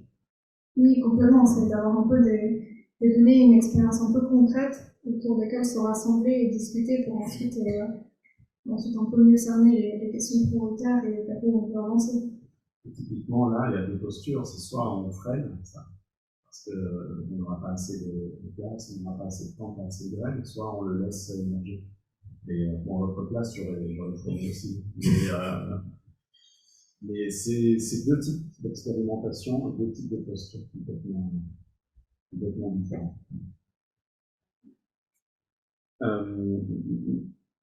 Alors j'avais une question qui rejoint un petit peu la question de Delphine sur qu'est-ce que la recherche. J'ai été interpellé par l'encadré 6.4.1. Quelle tâche pour lui? C'est 311. Je vais vous citer le sujet, c'est sur la nutrition. Le rôle de la recherche serait alors de faciliter l'appropriation d'aliments contribuant à ces régimes alimentaires, en mettant l'accent sur l'éducation alimentaire et sur la sensibilisation à la richesse des options disponibles. Donc oui, c'est cohérent avec ce que vous disiez sur le rôle du chercheur comme facilitateur, mais finalement, si la recherche c'est ça, qu'est-ce qui reste le facilitateur? Parce que tout le monde est chercheur, que doit faire un chercheur en plus de ça? Après, ça peut aussi être... je pense que le chercheur peut aussi apporter un peu ses compétences, ses savoir-faire. Et là, c'est un peu, j'ai un peu essayé d'opposer deux visions un peu radicales, mais par exemple, sur la question du gluten, qui, il me semblait, concernait vraiment l'ensemble du dispositif et qui fait l'objet, j'ai l'impression en tout cas, qu'on en parle un peu tout le temps du gluten, et que, que ce qu'on dit, c'est pas toujours en tout cas ce qui est observé dans les expérimentations scientifiques. Et pour répondre à ces questions, je pense qu'on peut aussi, à ce type de questions, on peut aussi mettre en place des protocoles scientifiques, etc. Après, ouais, enfin, moi je me posais un peu à cette question sur la nutrition, parce que enfin, je me dis qu'au sein du collectif, c'est une question qui a été vraiment abordée. Il me semble elle intéresse la plupart des membres du collectif, mais la question c'est comment la traiter. Est-ce qu'on a envie de tout mesurer dans le détail, sachant que des études préliminaires ont déjà montré l'importance de la variabilité liée à l'environnement et liée à la variabilité intra-espèces, donc du génétique, ou est-ce qu'on a envie d'utiliser d'autres approches, comme plus peut-être de sciences sociales, ou j'ai un peu plus de mal de proposer des idées concrètes de comment on pourrait en tant que chercheur aider là-dessus, parce qu'il me semble que ça repose sur des compétences d'autres domaines pour lesquels je suis pas compétente, notamment toutes les sciences de gestion, sciences sociales ou autres. Mais oui, c'est une question. Je vais juste rajouter une petite question. Je me suis posé la question dans la mesure où vous parlez nutrition, de pourquoi vous avez analysé les grains de blé plutôt que le pain, par exemple, ou les pâtes. Surtout pour des questions de facilité, parce que il aurait fallu transformer tous nos échantillons, ce qui rajoutait vraiment beaucoup de travail. On n'avait pas assez de quantité. Il y avait vraiment des échantillons sur lesquels on a pu semer 1 mètre carré. Donc faire du pain à partir des récoltes d'1 mètre carré, ça va être compliqué. Et en plus, il aurait fallu prendre en compte tout. En tout cas, ça aurait été. Non, on aurait pu standardiser un peu la fabrication du pain. Mais par exemple, si on prend en compte les retours justement des paysans et paysannes avec lesquels on a travaillé, on ne va pas ajouter les mêmes quantités d'eau pour faire de la farine, pour fabriquer du pain avec de l'engrain que plein de lait, et ainsi de suite. Et même standardiser la fabrication du pain, ça aurait été extrêmement compliqué, il me semble. Et l'argument qu'on a derrière, c'est que c'est des espèces qui sont un peu consommées sous la forme de grains entiers et qui pourraient l'être davantage. Après, ce serait aussi intéressant, et c'est quelque chose qui a été vraiment soulevé et discuté dans le collectif, de refaire des analyses sur le produit fini qui, en l'occurrence, serait du pain, et éventuellement de tester, même si ça a déjà été. On discute avec les résultats du projet Multiple Réalité, mais sur les faits des différentes pratiques de transformation aussi sur ces compositions en tant que pain. Mais oui, il y avait vraiment un côté faisabilité aussi. Juste sur la question que vous posiez, que faire d'autre, enfin, je vous conseille de regarder les notions d'enquête collective et d'intersubjectivation. Là, c'est une marque de personnes. L'enquête collective, c'est une chose, mais l'intersubjectivation, c'est mettre les personnes autour de la table, et peut-être qu'un cas comme celui de l'intolérance au gluten, qui est assez insaisissable, si j'ai bien compris, par la science quantitative, se prête bien à ce genre d'approche. Ça n'a pas déjà été fait. Ok. Merci.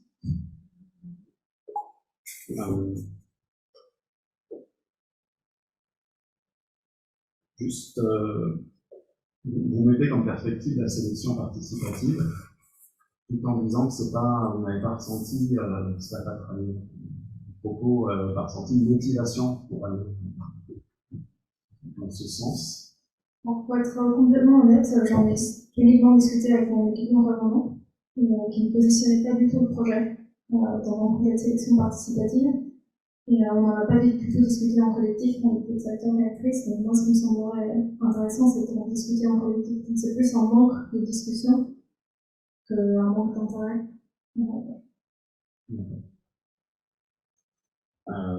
D'accord, non, parce que je suis très. Je me questionne de plus en plus sur l'effet entonnoir de la sélection participative. Ça prend énormément de temps, d'énergie. Et si vous avez la puissance de la part des agriculteurs, c'est peut-être qu'ils ont déjà fait ça. Il y a les mêmes inconvénients que la sélection formelle, c'est que dans 10 ans, on peut évaluer ce qu'on a fait. Et des fois, ça va passer. Et là, il y a un effet démotivant sur le collectif qui peut faire. Dans le cas, on n'en a juste pas parlé, mais. Ouais. Je crois que j'avais envie de questions que j'avais. Merci. Merci Marie. Merci Sophia, merci de m'avoir invité dans ton jury, c'était tout plaisir. J'ai bien apprécié la clarté de ton exposé, puis la clarté aussi dans le texte, c'est important parce que je ne suis pas compétent en la matière. J'ai quand même quelques questions, j'espère qu'elles ne seraient pas trop naïves. Donc, tu nous as parlé de la corrélation entre la fertilité du sol et la hauteur des plantes.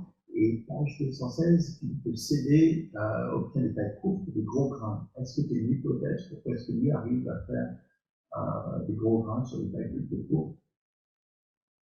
Est-ce qu'il y a des nutriments particuliers? Est-ce qu'il y a des facteurs Non, j'ai pas. Alors, il me semble que dans la littérature, il y a quand même des corrélations qui ont déjà été mises en évidence sur la hauteur des plantes et la taille des graines.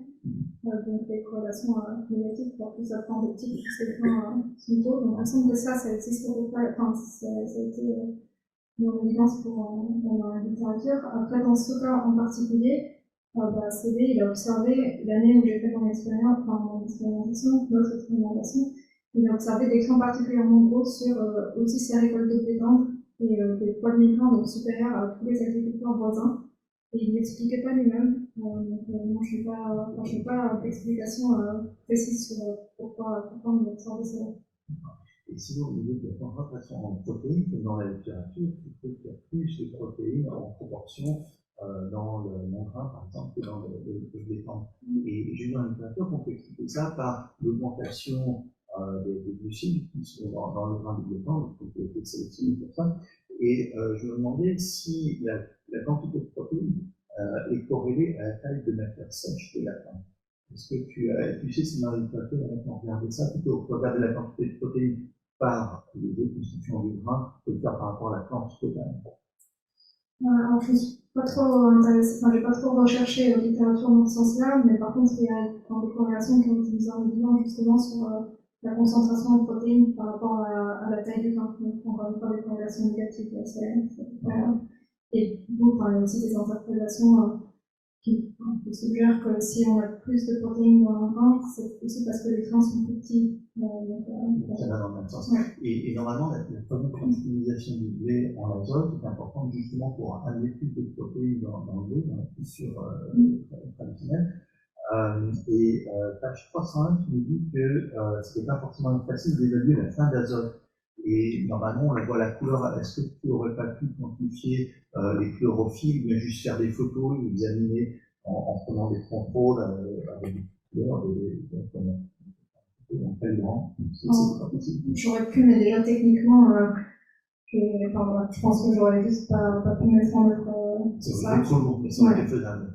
Il me semble que oui, et après le problème aussi, c'est que, on pourrait essayer d'évaluer juste visuellement la couleur des plantes, mais c'est aussi une remarque qui est ressortie des échanges, parce que là, dans la présentation, j'ai un peu dit, on s'est mis d'accord sur 3 caractéristiques, et on a fait que ça, mais en fait, il y avait plein d'autres critères qui ne rentraient pas forcément dans ces 3 caractéristiques, et qui n'ont pas émergé lors d'une réunion, qui ont émergé au cours des échanges.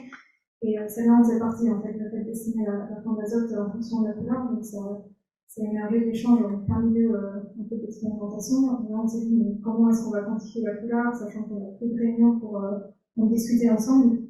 Et donc, on l'a rajouté quand même dans les fiches, mais ça a été très très peu rempli. Et moi, j'ai essayé de le faire au CRDA et j'y arrivais pas. Donc, je pense qu'on pourrait le faire sans forcément d'imagerie, etc. Mais il faudrait peut-être qu'on ait des repères photographiques sur les fiches où on se mette d'accord. Et en fait, c'est un peu ouais, ça sorti un peu trop tard, je pense, dans les échanges pour qu'on arrive à mettre ça en place. Donc c'est pour la prochaine étape. Ça pourrait être. Tu parles du CRDA, tu dis qu'ils ont un meilleur rendement général grâce aux soins apportés lors des semis, page 216. Quels soins particuliers ont-ils apportés par rapport aux meilleur rendement, meilleur préféré? Parce que vraiment, j'ai pas pu l'estimer au CRDA. Ça va être il me semble avoir coupé, mais c'est la photo de. Oui, parce que vraiment, on n'a pas pu l'estimer parce qu'on s'est pris la gagne. En fait, parce qu'au CRDA, on a vraiment, comme c'est bien illustré là, on a semé graine par graine à la main et on a recouvert aussi, alors que dans la plupart des fermes, les semis ont été faits à la volée. Donc on jette des graines et donc l'enfouissement il est moins bon. Vu que les graines restent plus à la surface du sol, il y a aussi plus de probabilité de ravage, etc.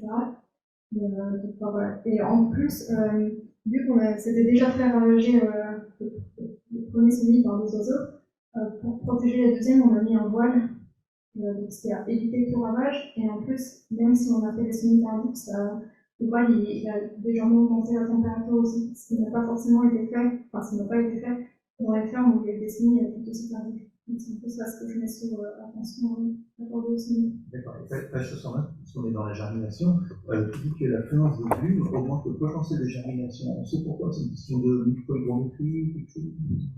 Alors, moi, j'ai pas forcément lu de littérature là-dessus. C'est surtout issu d'échanges avec les paysans et paysannes qui observent cela.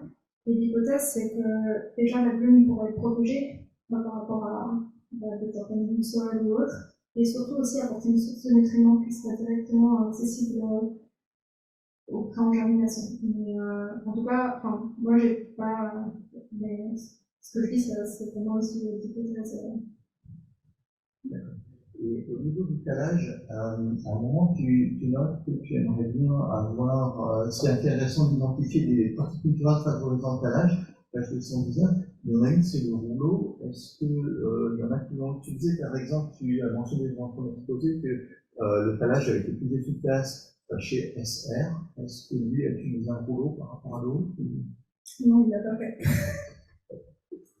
Il l'a pas fait, mais par contre, on a discuté de cette pratique en effet, parce que certains le font, et il me semble que le calage, c'est quelque chose qui interroge beaucoup au sujet, surtout en agriculture biologique, parce qu'il y a cette idée qu'avec le calage, il pourrait facilement couvrir le sol et donc éviter d'avoir trop recours au désherbage mécanique ou manuel. Et en plus, le fait de tailler, ça rentre dans les compétences d'environnement, donc ça permettrait avec aussi une quantité moindre de semences d'avoir moins de semences.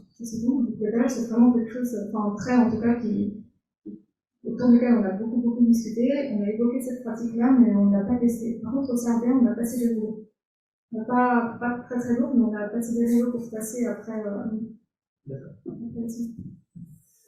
sinon, j'avais une autre question. Tu nous parles dans l'introduction, bien sûr, du climat, etc. Ça a été difficile.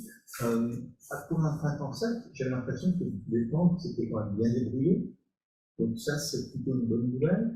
Par contre, ce qui m'a surpris, c'est que j'aurais bien aimé que quelqu'un aille prendre un arrosoir pour faire un contrôle positif et voir ce qui se passe normalement quand le blé est bien hydraté. Il n'y a pas sur une de toutes les parcelles, il n'y a pas quelqu'un qui a juste un peu.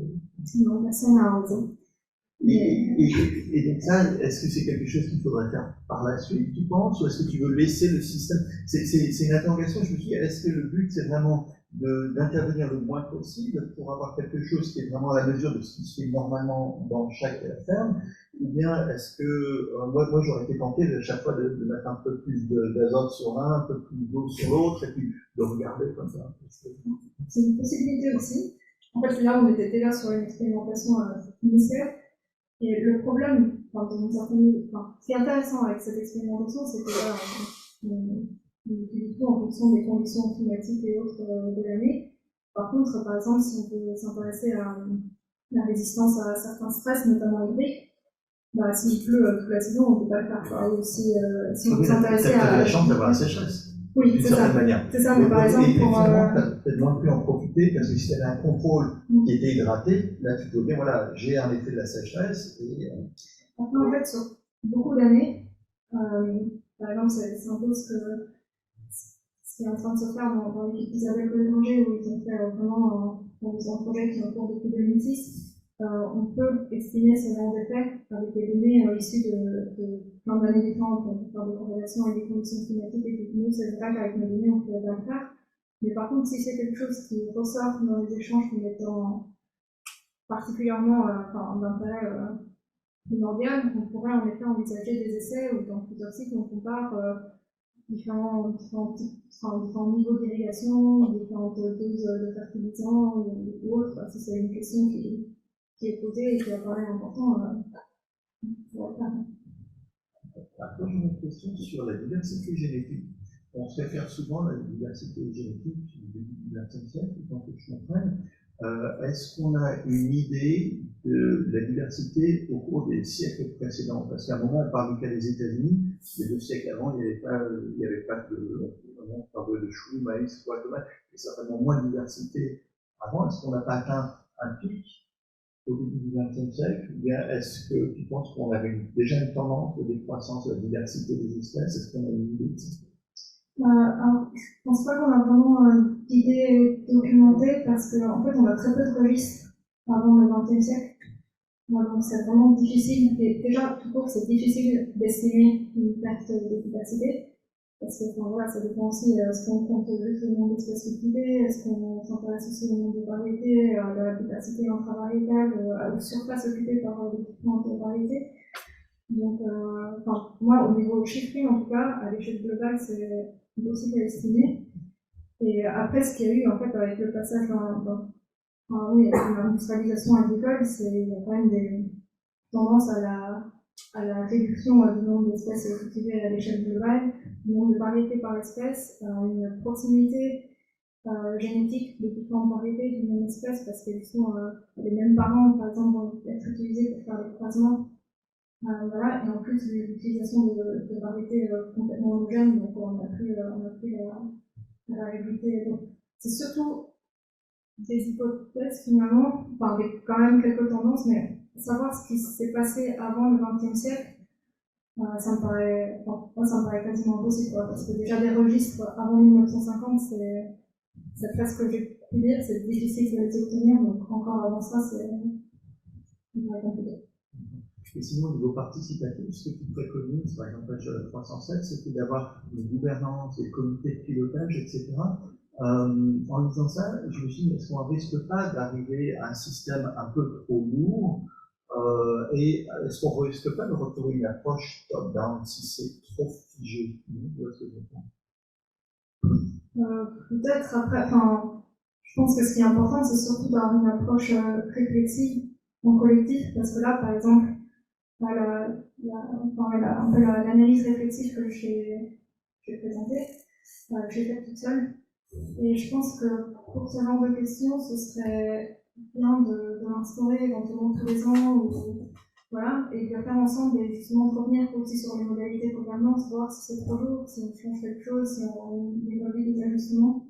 Donc, à mon avis, c'est à tester éventuellement et puis à revoir, mais avec des discussions qui intègrent l'ensemble des acteurs impliqués. Et pour finir, quel était le retour d'expérience des paysans et des paysannes? Est-ce qu'ils ont été très contents? Est-ce qu'il y a des aspects qui les ont surpris, déçus? Parce que je ne pense pas que tu l'aies mentionné, je m'attendais à avoir un petit retour à la fin au moins de ton sentiment par rapport à ce que vous échangez. Ouais, je vais avoir un peu du mal à parler à leur place, parce que je ne sais pas si je vais vraiment traduire leur retour d'expérience réelle. Et en plus, moi, effectivement, quelque chose qui m'a un peu manqué, c'est qu'on n'a pas trop pris le temps. On a pris le temps, par exemple, de faire un retour sur les observations de laisser en place. Donc, qu'est-ce que chacun a observé, comment est-ce qu'on peut l'interpréter, etc. Mais on n'a pas trop pris le temps de faire un retour ensemble sur comment s'est déroulé, en règle générale, l'expérimentation. Est-ce que c'était trop lourd? Est-ce que les réunions visuelles, ça allait? Est-ce que, voilà, tout ça, on l'a pas fait. Mais c'est pour ça aussi que c'est pas présent, parce que j'avais pas envie de juste écrire quelque chose qui est basé sur le même ressenti et qui ne traduit absolument pas en fait ce qu'ils pensent. Donc, est-ce que tu vas faire cet exercice finalement? C'est vraiment mon contrat en de manière informelle de les recontacter pour faire le point final, enfin pas final. Je trouve que ce serait très intéressant de le faire et de le faire ensemble en fait tous en tour de table et se baser là-dessus aussi pour un peu mieux définir vers où on va. Voilà, si c'est fait, je suis contente de participer.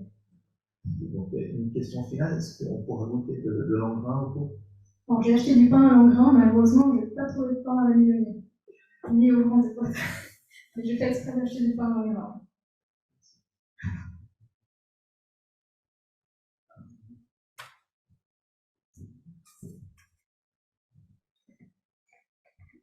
Alors, comme nous sommes deux directeurs de thèse, je laisserai à Olivier le soin de parler de Sophia.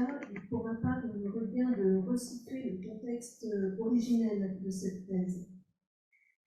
Il était en effet tout à fait improbable que cette thèse voie le jour d'un don. Il aura fallu beaucoup de sérendipité, autrement dit d'alignement des planètes, entre des personnes qui ne se connaissaient pas encore il y a 5 ans, et j'y reviendrai. Mais avant cet alignement des planètes, il aura fallu tout d'abord un déclic, une prise de conscience de l'ampleur et de l'urgence de la crise écologique, prise de conscience qui a été pour moi en 2015-2016. Ainsi, quand j'ai appris que la plupart des semences vendues actuellement par les grands semenciers étaient stériles, ce qui d'une part contredisait toutes les grandes traditions philosophiques et d'autre part mettait les agriculteurs dans l'obligation d'en racheter chaque année, ça a été pour moi un électrochoc avec un sentiment d'urgence à agir. Plus localement, quand la métropole de Lyon annonce que le climat de Lyon en 2050 sera celui d'Alger, et donc que la plupart des variétés cultivées actuellement en région lyonnaise seront en péril, alors oui, il y a urgence à agir.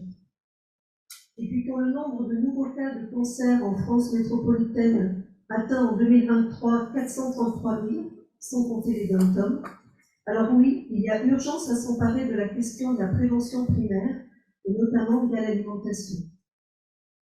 Je n'ai pas le temps de développer ici, mais je comprenais que tout était lié et que se focaliser sur l'axe nutrition-santé sans considérer la santé des sols, les types de semences et la qualité nutritionnelle des produits cultivés, eh bien c'était manquer sa cible dans le contexte de l'urgence écologique. Madame Chable, vous indiquez dans votre rapport que la recherche participative résulte en principe d'une interrogation de la part de citoyens qui vont solliciter telle ou telle expertise de chercheurs académiques. En ce qui me concerne, c'est d'abord en tant que citoyen et non pas comme chercheur que je me suis interrogée, puisque mon expertise scientifique était autour des nanotechnologies pour la bioimagerie et la thérapie anticancéreuse. Alors que faire ? Après 2 années de réflexion et d'échanges avec des personnes très diverses, il m'a semblé que je ne devais pas me contenter d'être un citoyen éclairé, mais que je pouvais, voire que je devais, mettre mes compétences de chercheur au service de cette urgence écologique, et ceci autour de plusieurs pistes. Premièrement, considérer le continuum agriculture, nutrition, santé. Deuxièmement, agir à l'échelle locale. Et troisièmement, impliquer des citoyens, notamment des agriculteurs et des patients, afin de co-construire des projets de recherche avec eux. À cette époque, une amie naturopathe me parlait souvent des bienfaits de l'épeautre. Et lorsque j'ai discuté avec Olivier Amand de mon projet naissant, agriculture, nutrition, santé, avec l'éventualité d'étudier l'épeautre selon ce continuum, il m'a répondu que c'était un très bon cas d'étude. La première pierre était posée. C'était en octobre 2017. Et Olivier ne se doutait probablement pas que 2 ans après, je reviendrai vers lui pour lui demander d'être le directeur de cette thèse. Merci Olivier d'avoir su encourager mes intuitions initiales. Olivier a aussi été le premier à me parler du CRDA, un conservatoire de semences près de Lyon.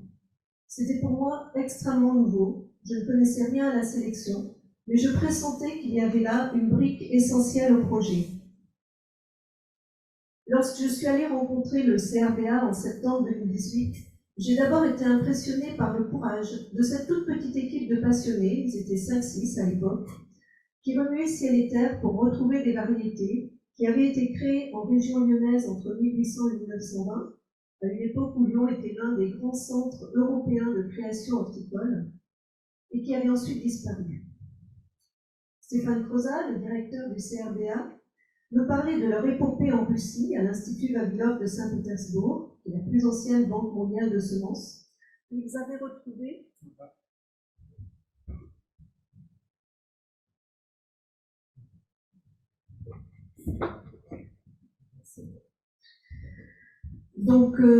à l'Institut Vavilov, où ils avaient retrouvé avec stupéfaction et grande reconnaissance plus de 400 variétés créées à Lyon.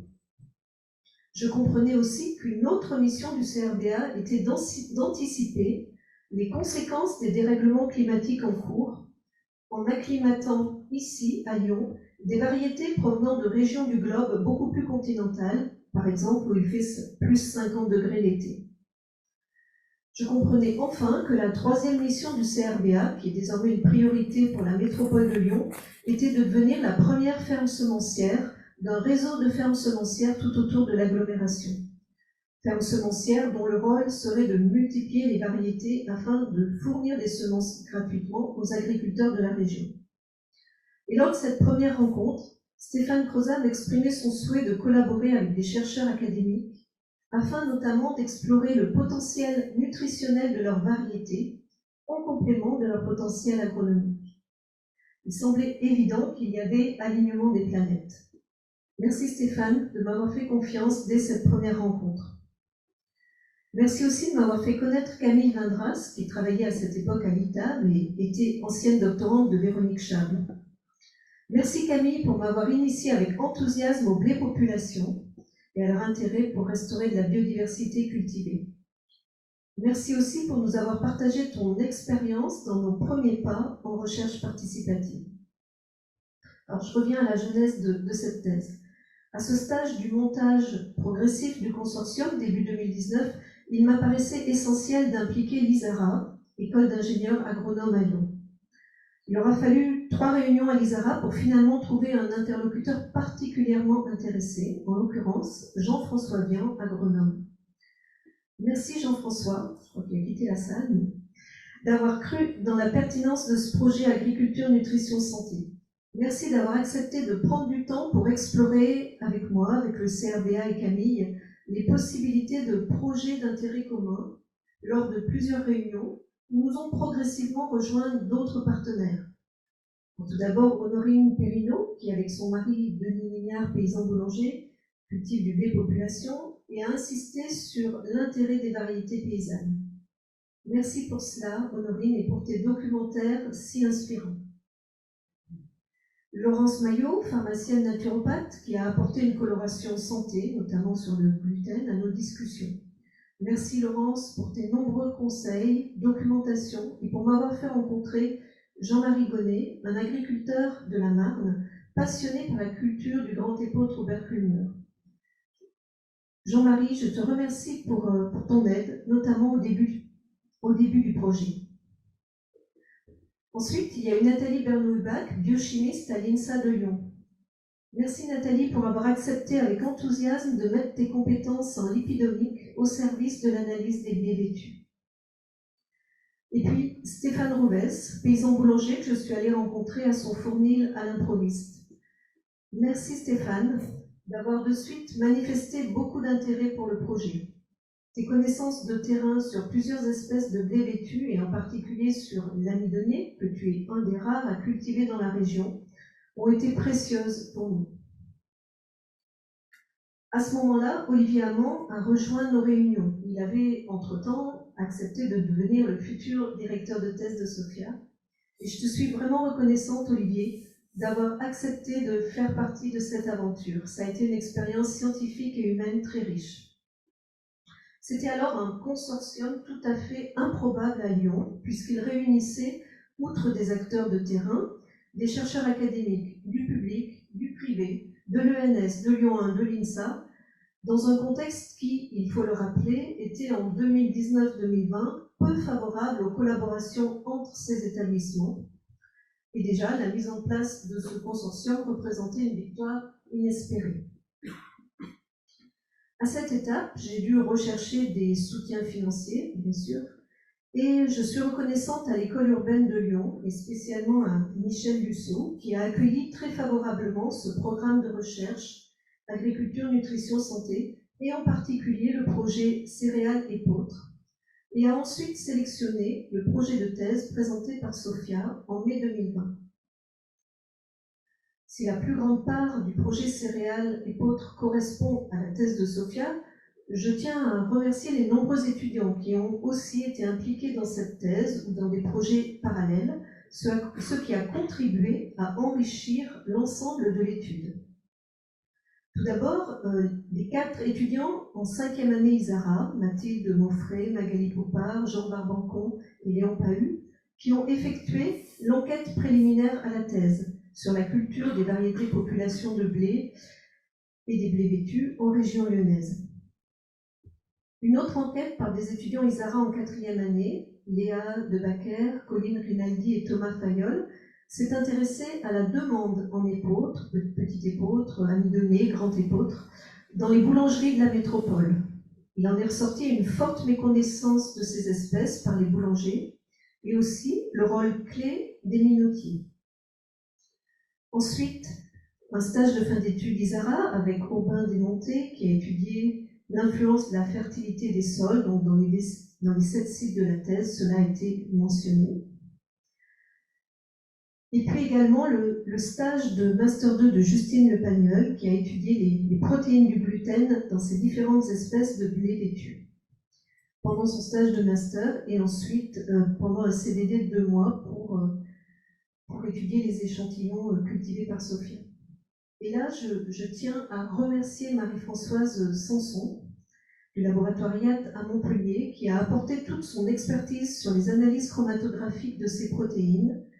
Merci vraiment pour cette collaboration très fructueuse.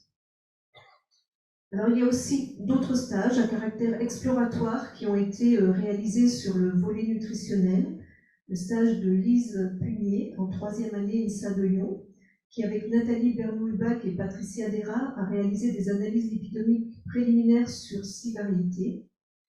Cette étude, donc, qui n'était que très préliminaire, va s'approfondir en 2024 avec l'analyse de plusieurs phytostérols, qui sont des bioactifs anti-cancer, dans les 31 variétés de la thèse.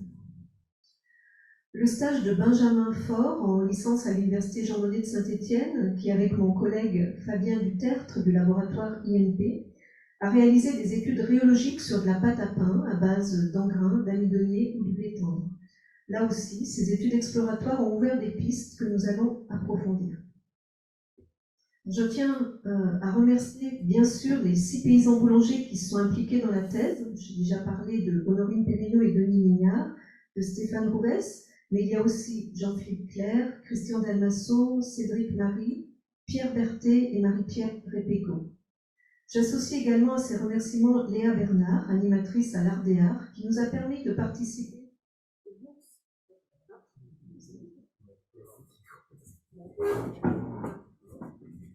Elle nous a permis de participer aux bourses d'échange de semences et à la tournée des blés. C'était des journées très riches.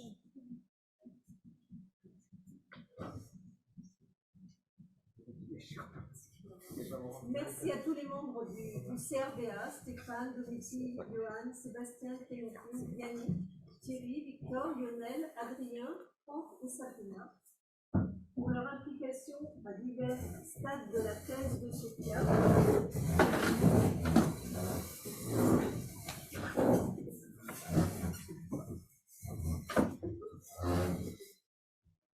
Merci à Mathieu Thomas, agronome du laboratoire AGAP à Montpellier, qui a rejoint l'encadrement de la thèse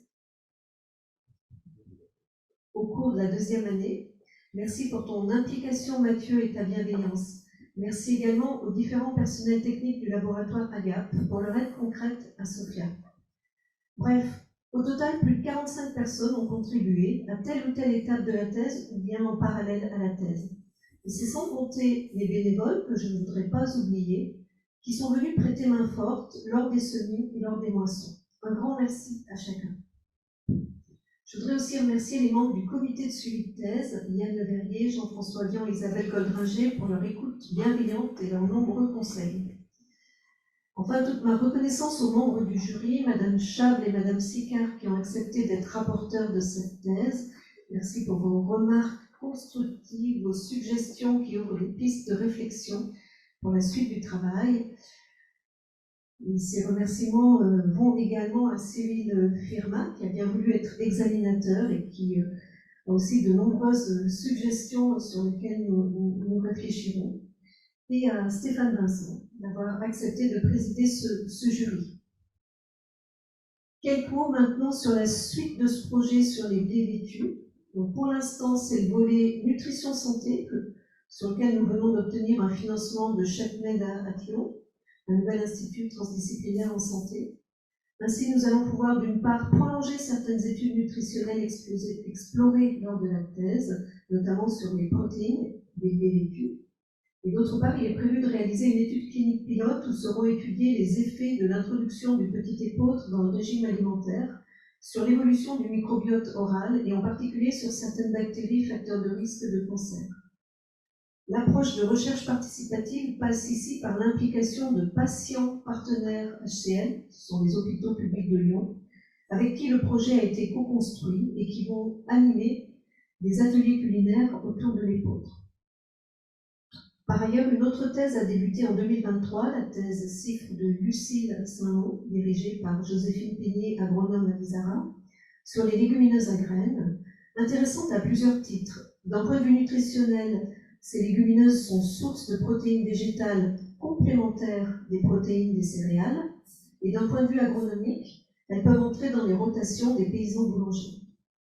Et dans cette thèse aussi, un des objectifs est de contribuer à augmenter la biodiversité cultivée en région lyonnaise. Pour terminer, il me reste à te féliciter, Sophia, pour ton implication dans ta thèse, ton travail scientifique rigoureux, la qualité de ton manuscrit et de ta présentation d'aujourd'hui. Et je te souhaite bonne continuation dans tes différents projets professionnels. Merci Marie. Je continue du coup. Je vais faire court parce qu'il ne faut pas qu'on soit trop tard. Donc merci Sophia pour la présentation. Alors je vais dire quelques mots clés surtout pour faire plus court. Alors tout d'abord moi j'étais surtout un incubateur au sens du laboratoire production et développement des plantes et de l'Institut Michel Serres, parce que c'est une thèse qui est bien alignée avec les thématiques larges de l'Institut Michel Serres et évidemment les plantes pour le RDP. Alors je voudrais souligner une première qualité, c'est ton courage. Quand Cyril a dit en condensé, tu as fait la carrière d'un chercheur post-normal, en partant de zéro, c'est vraiment ça, quoi. Donc ça, il faut quand même avoir beaucoup de courage pour faire ça. C'est un sacré chemin, quoi. Donc ça, bravo pour ton courage. Je souligne aussi, alors ça va être un peu sous-optimal, hein, c'est un peu critique, ta ténacité, tu as souligné les ravages d'oiseaux, la grêle sur les épis, ça n'a pas été une thèse, ça a été une thèse mouvementée sur tous les plans, et du coup, tu as tenu bon, il y a eu des hauts et des bas, mais tu as tenu bon, donc cette ténacité, ça c'est quelque chose que tu peux garder certainement. Ton exigence aussi, alors comme tu le dis, parfois tu mets les objectifs très très hauts, et même toi tu dis, ah oui, finalement là je peux quand même aller trop loin, tu l'as dit encore aujourd'hui, mais c'est en même temps, niveau d'exigence, c'est quand même bien d'avoir des niveaux d'exigence. Je souligne aussi ta prudence, ça c'est peut-être la qualité la plus importante pour une chercheuse, et un chercheur évidemment, c'est cette prudence. C'est à la fois sur les résultats obtenus, sur la stratégie, sur la façon dont les résultats ont été obtenus, à toutes les étapes. Ça, c'est vraiment quelque chose de très appréciable, et même plus qu'appréciable, on est nécessaire dans toute démarche de recherche. Un autre mot-clé que je voudrais souligner, c'est ton intérêt pour la réflexivité et les questions, et même questionner la question. Alors là-dessus, je suis complètement d'accord. À mon avis, on crève d'apporter les meilleures réponses aux mauvaises questions. Donc il faut vraiment passer du temps sur les questions pour être sûr que la question qu'on pose est pertinente. Vraiment, toute ta thèse, ça a été ça. En fait, on a questionné la question, l'approche participative, et encore maintenant, on la questionne. En fait, et même, alors tu l'as pas mentionné, mais la loi de Goodhart, pour moi, s'applique parfaitement à beaucoup des questions qui ont été posées aujourd'hui. La loi de Goodhart, quand une mesure devient une cible, elle cesse d'être fiable. En fait, que ce soit dans l'évaluation de la recherche, dans l'évaluation des qualités agronomiques, nutritionnelles, etc., si l'indicateur l'emporte sur le reste, on va faire à peu près n'importe quoi. Donc ça, en fait, je pense que tu le portes très très bien.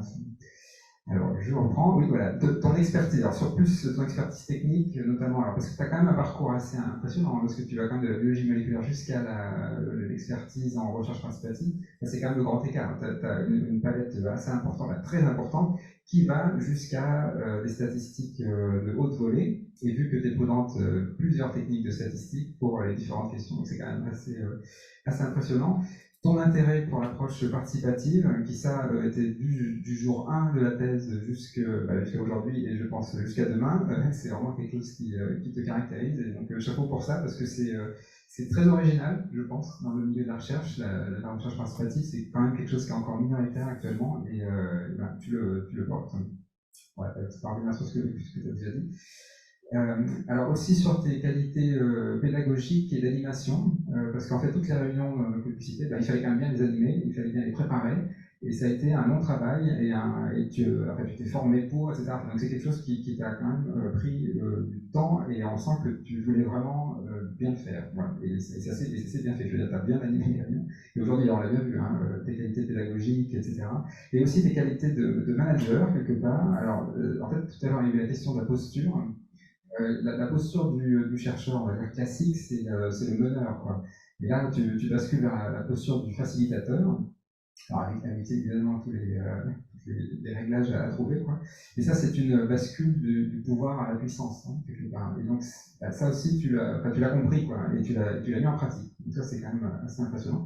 Et pour terminer, parce que je vais être trop long, d'un point de vue retour aux institutions, pour le RDP, tu es quelque part un cheval de Troie.